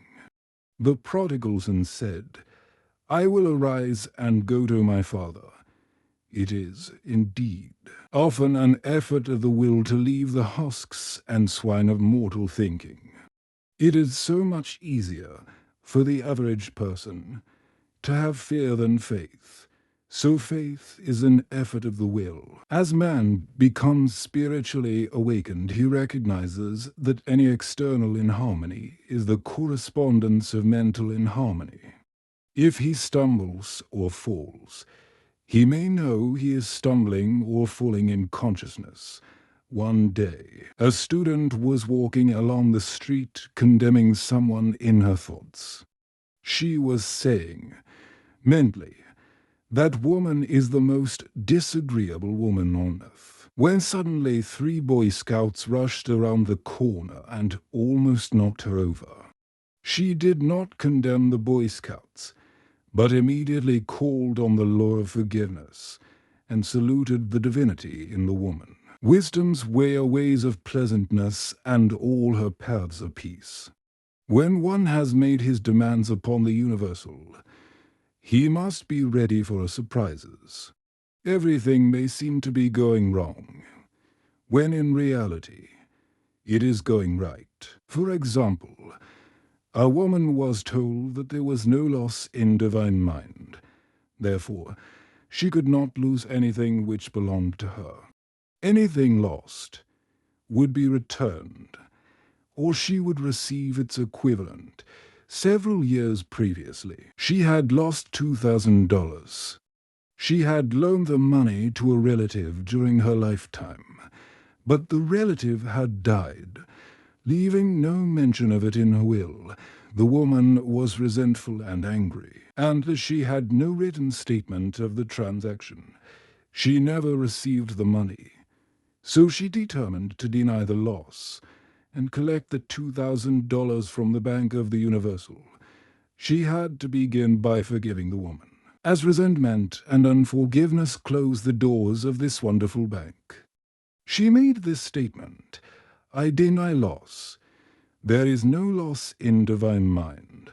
Therefore, I cannot lose the $2,000, which belonged home by divine right. As one door shuts, another door opens. She was living in an apartment house which was for sale, and in the lease was a clause stating that if the house was sold, the tenants would be required to move out within 90 days. Suddenly, the landlord broke the leases and raised the rent. Again, injustice was on her pathway, but this time she was undisturbed. She blessed the landlord and said, as the rent has been raised, it means that I'll be that much richer, for God is my supply. New leases were made out for the advanced rent, but by some divine mistake, the 90 days clause had been forgotten. Soon after, the landlord had an opportunity to sell the house. On account of the mistake in the new leases, the tenants held possession for another year. The agent offered each tenant $200 if he would vacate. Several families moved. 3 remained, including the woman. A month or two passed, and the agent again appeared. This time he said to the woman, will you break your lease for the sum of $1,500? It flashed upon her, here comes the $2,000. She remembered having said to friends in the house, we will all act together if anything more is said about leaving. So her lead was to consult her friends. These friends said, well, if they have offered you $1,500, they will certainly give $2,000. So she received a check for $2,000 for giving up the apartment. It was certainly a remarkable working of the law, and the apparent injustice was merely opening the way for her demonstration. It proved that there is no loss. And when man takes his spiritual stand, he collects all that is his from this great reservoir of good. I will restore to you the years the locusts have eaten. The locusts are the doubts, fears, resentments, and regrets of mortal thinking. These adverse thoughts alone rob man. For no man gives to himself but himself, and no man takes away from himself but himself. Man is here to prove God and to bear witness to the truth, and he can only prove God by bringing plenty out of lack, and justice out of injustice. Prove me no wherewith, saith the Lord of hosts, if I will not open you the windows of heaven, and pour out a blessing, that there shall not be room enough to receive it. Chapter 9. Perfect Self-Expression, or the Divine Design. No wind can drive my bark astray nor change the tide of destiny. There is for each man perfect self-expression. There is a place which he is to fill and no one else can fill. Something which he is to do, which no one else can do. It is his destiny. This achievement is held a perfect idea in divine mind, awaiting man's recognition. As the imaging faculty is the creative faculty, it is necessary for man to see the idea before it can manifest. So man's highest demand is for the divine design of his life. He may not have the faintest conception of what it is, for there is, possibly, some marvelous talent hidden deep within him. His demand should be, Infinite Spirit, open the way for the divine design of my life to manifest. Let the genius within me now be released. Let me see clearly the perfect plan. The perfect plan includes health, wealth, love, and perfect self-expression. This is the square of life, which brings perfect happiness. When one has made this demand, he may find great changes taking place in his life, for nearly every man has wandered far from the divine design.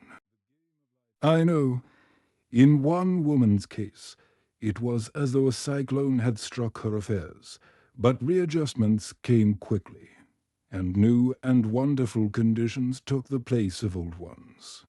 Perfect self-expression will never be labor, but of such absorbing interest that it will seem almost like play. The student knows, also, as man comes into the world financed by God, the supply needed for his perfect self-expression will be at hand. Many a genius has struggled for years with the problem of supply, when his spoken word and faith would have released quickly the necessary funds. For example, after the class, one day, a man came home and handed me a cent. He said, "I have just 7 cents in the world, and I'm going to give you one, for I have faith in the power of your spoken word. I want you to speak the word from my perfect self-expression and prosperity." I spoke the word, and did not see him again until a year later. He came in one day, successful and happy, with a roll of yellow bills in his pocket. He said, "Immediately after you spoke the word, I had a position offered me in a distant city, and I am now demonstrating health, happiness, and supply. A woman's perfect self-expression may be in becoming a perfect wife, a perfect mother, a perfect homemaker, and not necessarily in having a public career. Demand definitely, and the way will be made easy and successful. One should not visualize or force a mental picture. When he demands the divine design to come into his conscious mind, he will receive flashes of inspiration and begin to see himself making some great accomplishment. This is the picture, or idea, he must hold without wavering. The thing man seeks is seeking him, The telephone was seeking Bell. Parents should never force careers and professions upon their children. With a knowledge of spiritual truth, the divine plan could be spoken for early in childhood or prenatally. A prenatal treatment should be, let the God in this child have perfect expression. Let the divine design of his mind, body and affairs be made manifest throughout his life, throughout eternity. God's will be done, not man's, God's pattern, not man's pattern, is the command we find running through all the scriptures, and the Bible is a book dealing with the science of the mind. It is a book telling man how to release his soul or subconscious mind from bondage. The battles described are pictures of man waging war against mortal thoughts. A man's foes shall be they of his own household. Every man is Jehoshaphat, and every man is David, who slays Goliath mortal thinking with the little white stone. Faith. So man must be careful that he is not the wicked and slothful servant who buried his talent. There is a terrible penalty to be paid for not using one's ability. Often fear stands between man and his perfect self-expression. Stage fright has hampered many a genius. This may be overcome by the spoken word or treatment. The individual then loses all self-consciousness and feels simply that he is a channel for infinite intelligence to express itself through. He is under direct inspiration, fearless and confident, for he feels that it is the Father within him who does the work. A young boy came often to my class with his mother. He asked me to speak the word for his coming examinations at school. It told him to make the statement, "I am one with infinite intelligence." I know everything I should know on this subject. He had an excellent knowledge of history, but was not sure of his arithmetic. I saw him afterwards. And he said, I spoke the word for my arithmetic, and passed with the highest honours, but thought I could depend on myself for history, and got a very poor mark. Man often receives a setback when he is too sure of himself, which means he is trusting to his personality and not the Father within. Another one of my students gave me an example of this. She took an extended trip abroad one summer, visiting many countries, where she was ignorant of the languages. She was calling for guidance and protection every minute, and her affairs went smoothly and miraculously. Her luggage was never delayed nor lost. Accommodations were always ready for her at the best hotels, and she had perfect service wherever she went.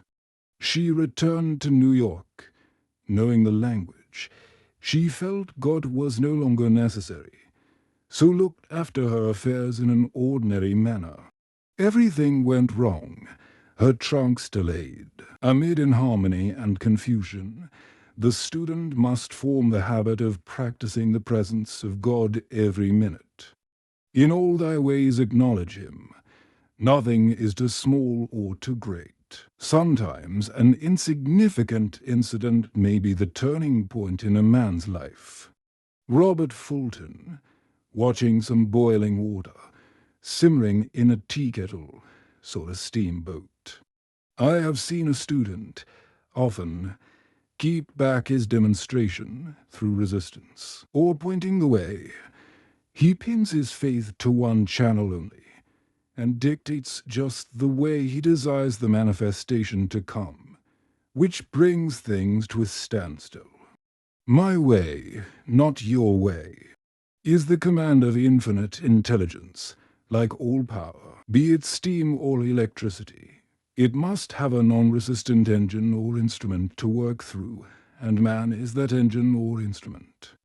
Over and over again, man is told to stand still. O Judah, fear not, but tomorrow go out against them, for the Lord will be with you. You shall not need to fight this battle.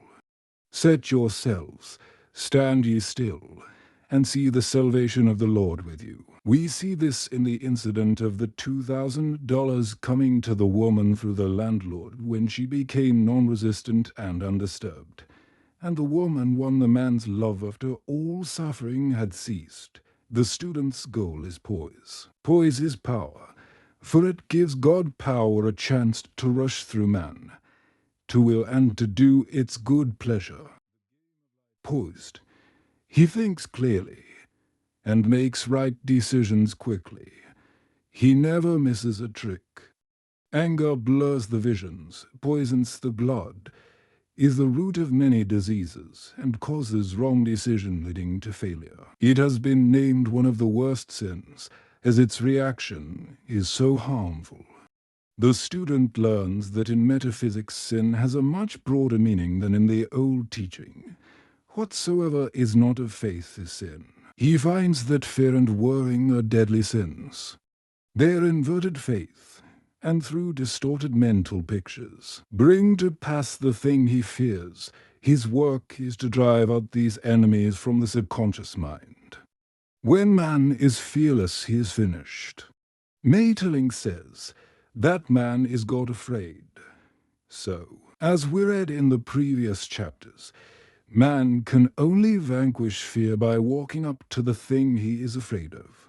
When Jehoshaphat and his army prepared to meet the enemy, singing Praise the Lord, for his mercy endureth forever, they found their enemies had destroyed each other, and there was nothing to fight. For example, a woman asked a friend to deliver a message to another friend. The woman feared to give the message, as the reasoning mind said, "Don't get mixed up in this affair. Don't give that message." She was troubled in spirit, for she had given her promise. At last, she determined to walk up to the lion and call on the Lord of divine protection. She met the friend to whom she was to deliver the message. She opened her mouth to speak it, when her friend said, "So-and-so has left town."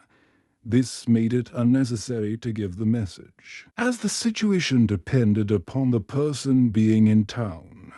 As she was willing to do it, she was not obliged to.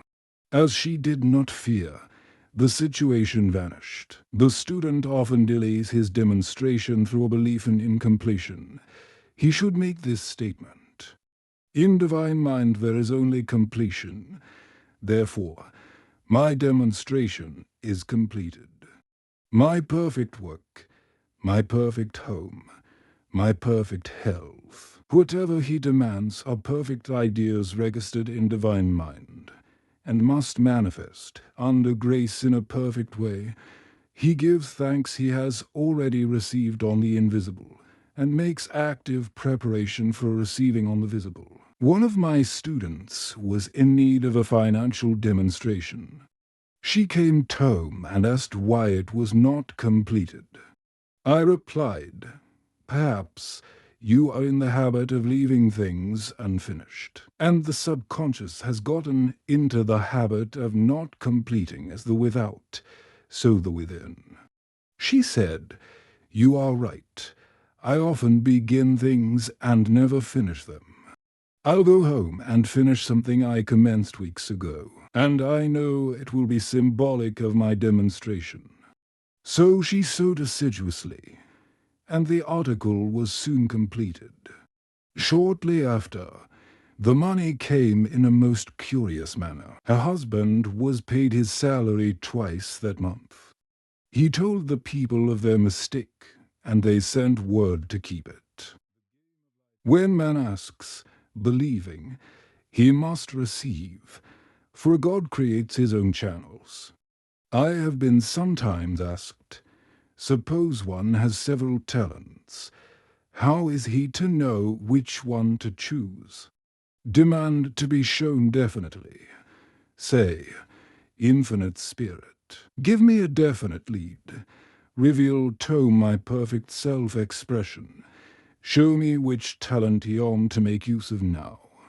I have known people to suddenly enter a new line of work and be fully equipped, with little or no training. So make the statement, I am fully equipped for the divine plan of my life, and be fearless in grasping opportunities. Some people are cheerful givers, but bad receivers. They refuse gifts through pride or some negative reason, thereby blocking their channels, and invariably find themselves eventually with little or nothing. For example, a woman who had given away a great deal of money had a gift offered her of several $1,000s. She refused to take it, saying she did not need it.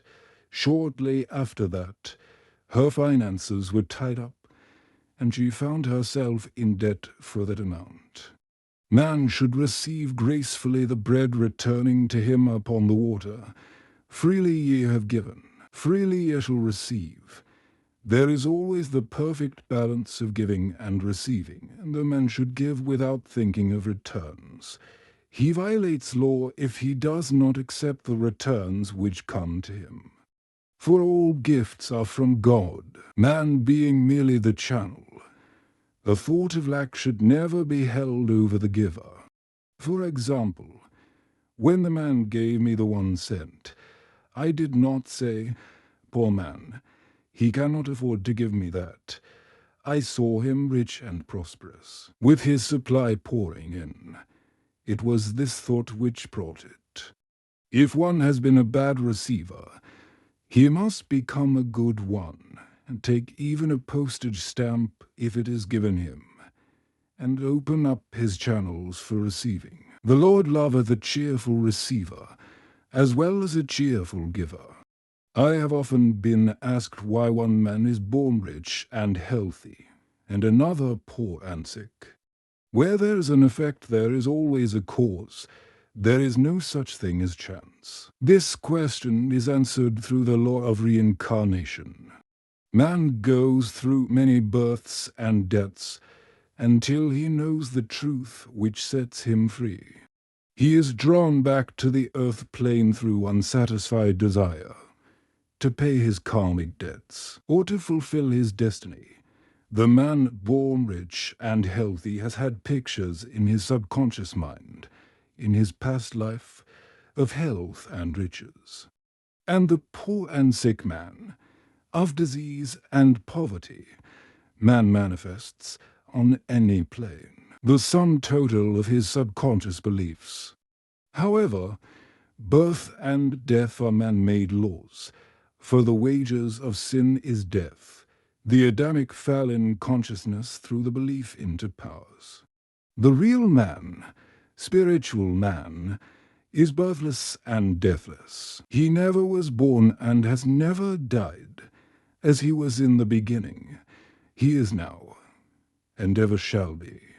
So through the truth, man is set free from the law of karma, sin and death, and manifests the man made in his image and likeness. Man's freedom comes through fulfilling his destiny, bringing into manifestation the divine design of his life. His Lord will say unto him, "Well done, thou good and faithful servant. Thou hast been faithful over a few things. I will make thee ruler over many things, death itself. Enter thou into in the joy of thy Lord eternal life." Chapter 10. Denials and Affirmations. Thou shalt also decree a thing, and it shall be established unto thee. All the good that is to be made manifest in man's life is already an accomplished fact in divine mind, and is released through man's recognition or spoken word. So he must be careful to decree that only the divine idea be made manifest, for often he decrees through his idle words failure or misfortune. It is, therefore, of the utmost importance to word one's demands correctly, as stated in a previous chapter. If one desires a home, friend, position, or any other good thing, make the demand for the divine selection. For example, infinite spirit, open the way for my right home, my right friend, my right position. I give thanks it now manifests under grace in a perfect way. The latter part of the statement is most important. For example, I knew a woman who demanded $1,000. Her daughter was injured and they received $1,000 indemnity. So it did not come in a perfect way.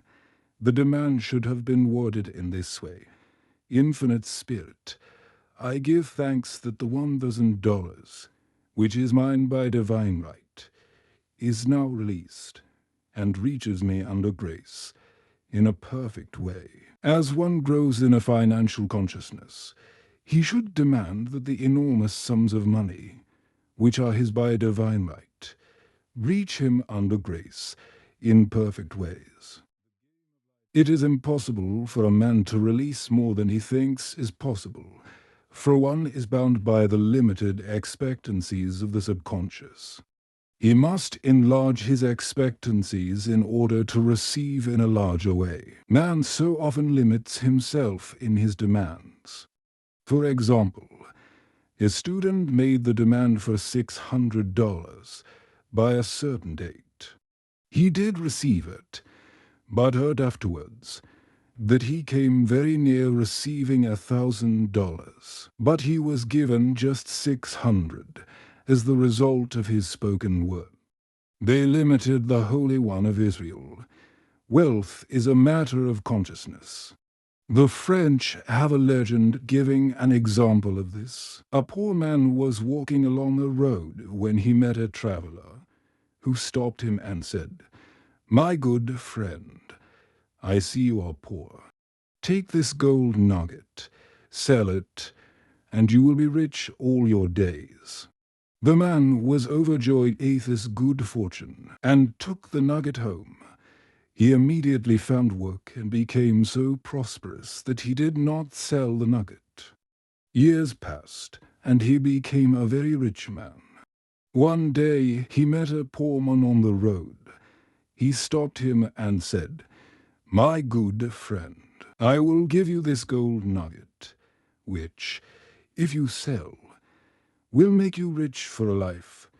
The mendicant took the nugget, had it valued, and found it was only brass.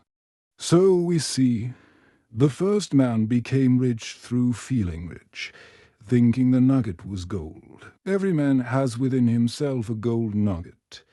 It is his consciousness of gold, of opulence, which brings riches into his life.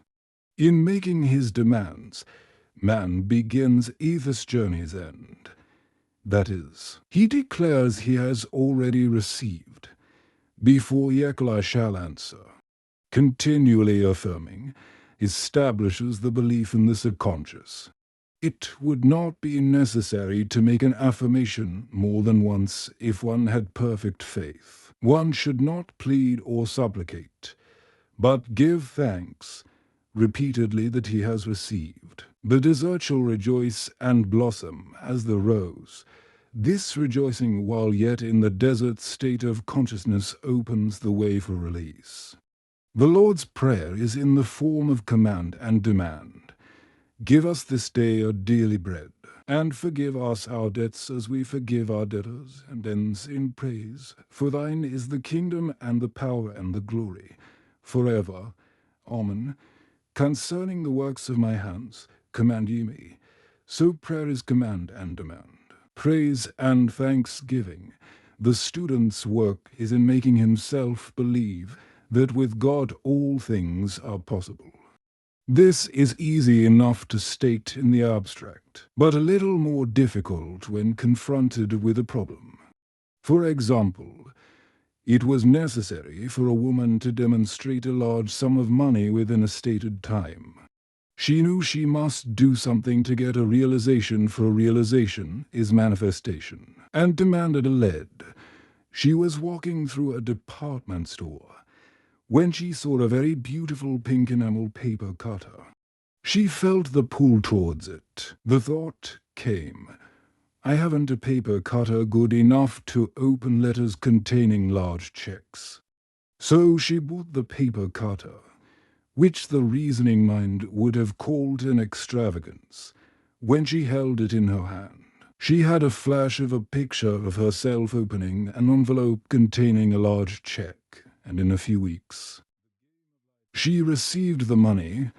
The pink paper cutter was her bridge of active faith. Many stories are told of the power of the subconscious when directed in faith. For example, a man was spending the night in a farmhouse. The windows of the room had been nailed down, and in the middle of the night he felt suffocated and made his way in the dark to the window. He could not open it, so he smashed the pane with his fist, drew in draughts of fine fresh air, and had a wonderful night's sleep. The next morning, he found he had smashed the glass of a bookcase, and the window had remained closed during the whole night. He had supplied himself with oxygen, simply by his thought of oxygen. When a student starts out to demonstrate, he should never turn back. Let not that man who wavers think that he shall receive anything of the Lord. A colored student once made this wonderful statement: "When I asks the Father for anything, I puts my foot down, and I says, 'Father, I'll take nothing less than I've asked for, but more.' So man should never compromise. Having done all, stand. This is sometimes the most difficult time of demonstrating. The temptation comes to give up, to turn back, to compromise. He also serves who only stands and waits.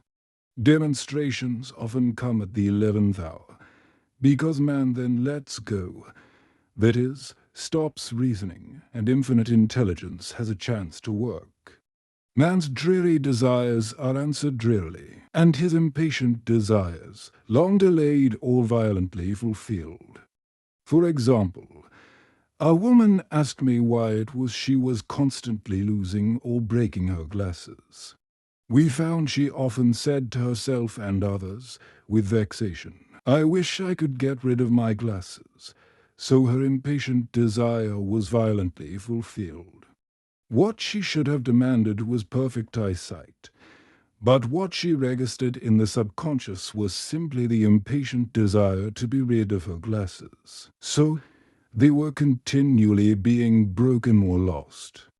Two attitudes of mind cause loss: depreciation, as in the case of the woman who did not appreciate her husband, or fear of loss, which makes a picture of loss in the subconscious. When a student is able to let go of his problem, cast his burden, he will have instantaneous manifestation. For example, a woman was out during a very stormy day, and her umbrella was blown inside out. She was about to make a call on some people whom she had never met, and she did not wish to make her first appearance with a dilapidated umbrella. She could not throw it away, as it did not belong to her. So in desperation, she exclaimed, "Oh God, you take charge of this umbrella. I don't know what to do." A moment later, a voice behind her said, "Lady, do you want your umbrella mended?" There stood an umbrella mender. She replied, "Indeed, ye do." The man mended the umbrella, while she went into the house to pay her call, and when she returned, she had a good umbrella. So there is always an umbrella mender at hand, on man's pathway, when one puts the umbrella or situation in God's hands. One should always follow a denial with an affirmation. For example, I was called on the phone late one night to treat a man whom he had never seen. He was apparently very ill. I made the statement, "I deny this appearance of disease. It is unreal, therefore it cannot register in his consciousness. This man is a perfect idea in divine mind, pure substance expressing perfection. There is no time or space in divine mind." Therefore the word reaches instantly its destination and does not return void. I have treated patients in Europe and have found that the result was instantaneous. Elon asked so often the difference between visualizing and visioning. Visualizing is a mental process governed by the reasoning or conscious mind. Visioning is a spiritual process governed by intuition or the superconscious mind. The student should train his mind to receive these flashes of inspiration and work out the divine pictures through definite leads. When a man can say, "I desire only that which God desires for me," his false desires fade from the consciousness, and a new set of blueprints are given him by the master architect, the God within. God's plan for each man transcends the limitation of the reasoning mind, and is always the square of life, containing health, wealth, love, and perfect self-expression. Many a man is building for himself, in imagination, a bungalow, when he should be building a palace. If a student tries to force a demonstration through the reasoning mind, he brings it to a standstill. "I will hasten it," saith the Lord. He should act only through intuition, or definite leads. Rest in the Lord and wait patiently. Trust also in him, and he will bring it to pass. I have seen the law work in the most astonishing manner. For example, a student stated that it was necessary for her to have $100 by the following day. It was a debt of vital importance which had to be met. I spoke the word, declaring Spirit was never too late, and that the supply was at hand. That evening she phoned me of the miracle. She said that the thought came to her to go to her safety deposit box at the bank to examine some papers. She looked over the papers, and at the bottom of the box was a new $100 bill. She was astounded, and said she knew she had never put it there, for she had gone through the papers many times. It may have been a materialization, as Jesus Christ materialized the loaves and fishes. Man will reach the stage where his word is made flesh, or materialized instantly. The fields, ripe with the harvest, will manifest immediately, as in all the miracles of Jesus Christ. There is a tremendous power alone in the name Jesus Christ. It stands for a truth made manifest. He said, "Whatsoever ye ask the Father, in my name, he will give it to you." The power of this name raises the student into the fourth dimension, where he is freed from all astral and psychic influences, and he becomes unconditioned and absolute, as God himself is unconditioned and absolute. I have seen many healings accomplished by using the words, "In the name of Jesus Christ." Christ was both person and principle, and the Christ within each man is his Redeemer and salvation. The Christ within is his own fourth-dimensional self, the man made in God's image and likeness. This is the self which has never failed, never known sickness or sorrow, was never born and has never died. It is the resurrection and the life of each man. No man cometh to the Father save by the Son, means that God, the universal, working on the plane of the particular, becomes the Christ in man. And the Holy Ghost means God in action. So daily, man is manifesting the Trinity of Father, Son, and Holy Ghost. Man should make an art of thinking. The master thinker is an artist, and is careful to paint only the divine designs upon the canvas of his mind. And he paints these pictures with masterly strokes of power and decision, having perfect faith that there is no power to mar their perfection, and that they shall manifest in his life the ideal made real. All power is given man through right thinking to bring his heaven upon his earth, and this is the goal of the game of life. The simple rules are fearless faith, non-resistance, and love. May each reader be now freed from that thing which has held him in bondage through the ages, standing between him and his own, and know the truth which makes him free, free to fulfill his destiny, to bring into manifestation the divine design of his life, health, wealth, love, and perfect self-expression. Be transformed by the renewing of your mind. Denials and affirmations for prosperity. God is my unfailing supply, and large sums of money come to him quickly, under grace, in perfect way. For right conditions, every plan my Father in heaven has not planned shall be dissolved and dissipated, and the divine idea now comes to pass. For right conditions, only that which is true of God is true of me, for I and the Father are one. For faith, as I am one with God, I am one with my good. For God is both the giver and the gift. I cannot separate the giver from the gift.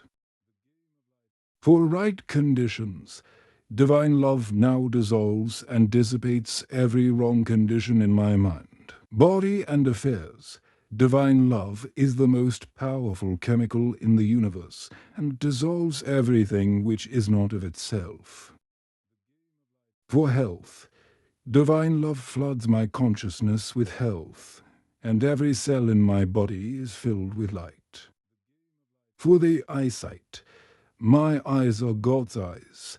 I see with the eyes of spirit. I see clearly the open way. There are no obstacles on my pathway. I see clearly the perfect plan. For guidance, I am divinely sensitive to my intuitive leads, and give instant obedience to thy will. For the hearing, my ears are God's ears. I hear with the ears of spirit. I am non-resistant, and I am willing to be led. I hear glad tidings of great joy. For right work, I have a perfect work in a perfect way. I give perfect service for a perfect pay. For freedom from all bondage, I cast this burden on the Christ within, and I go free.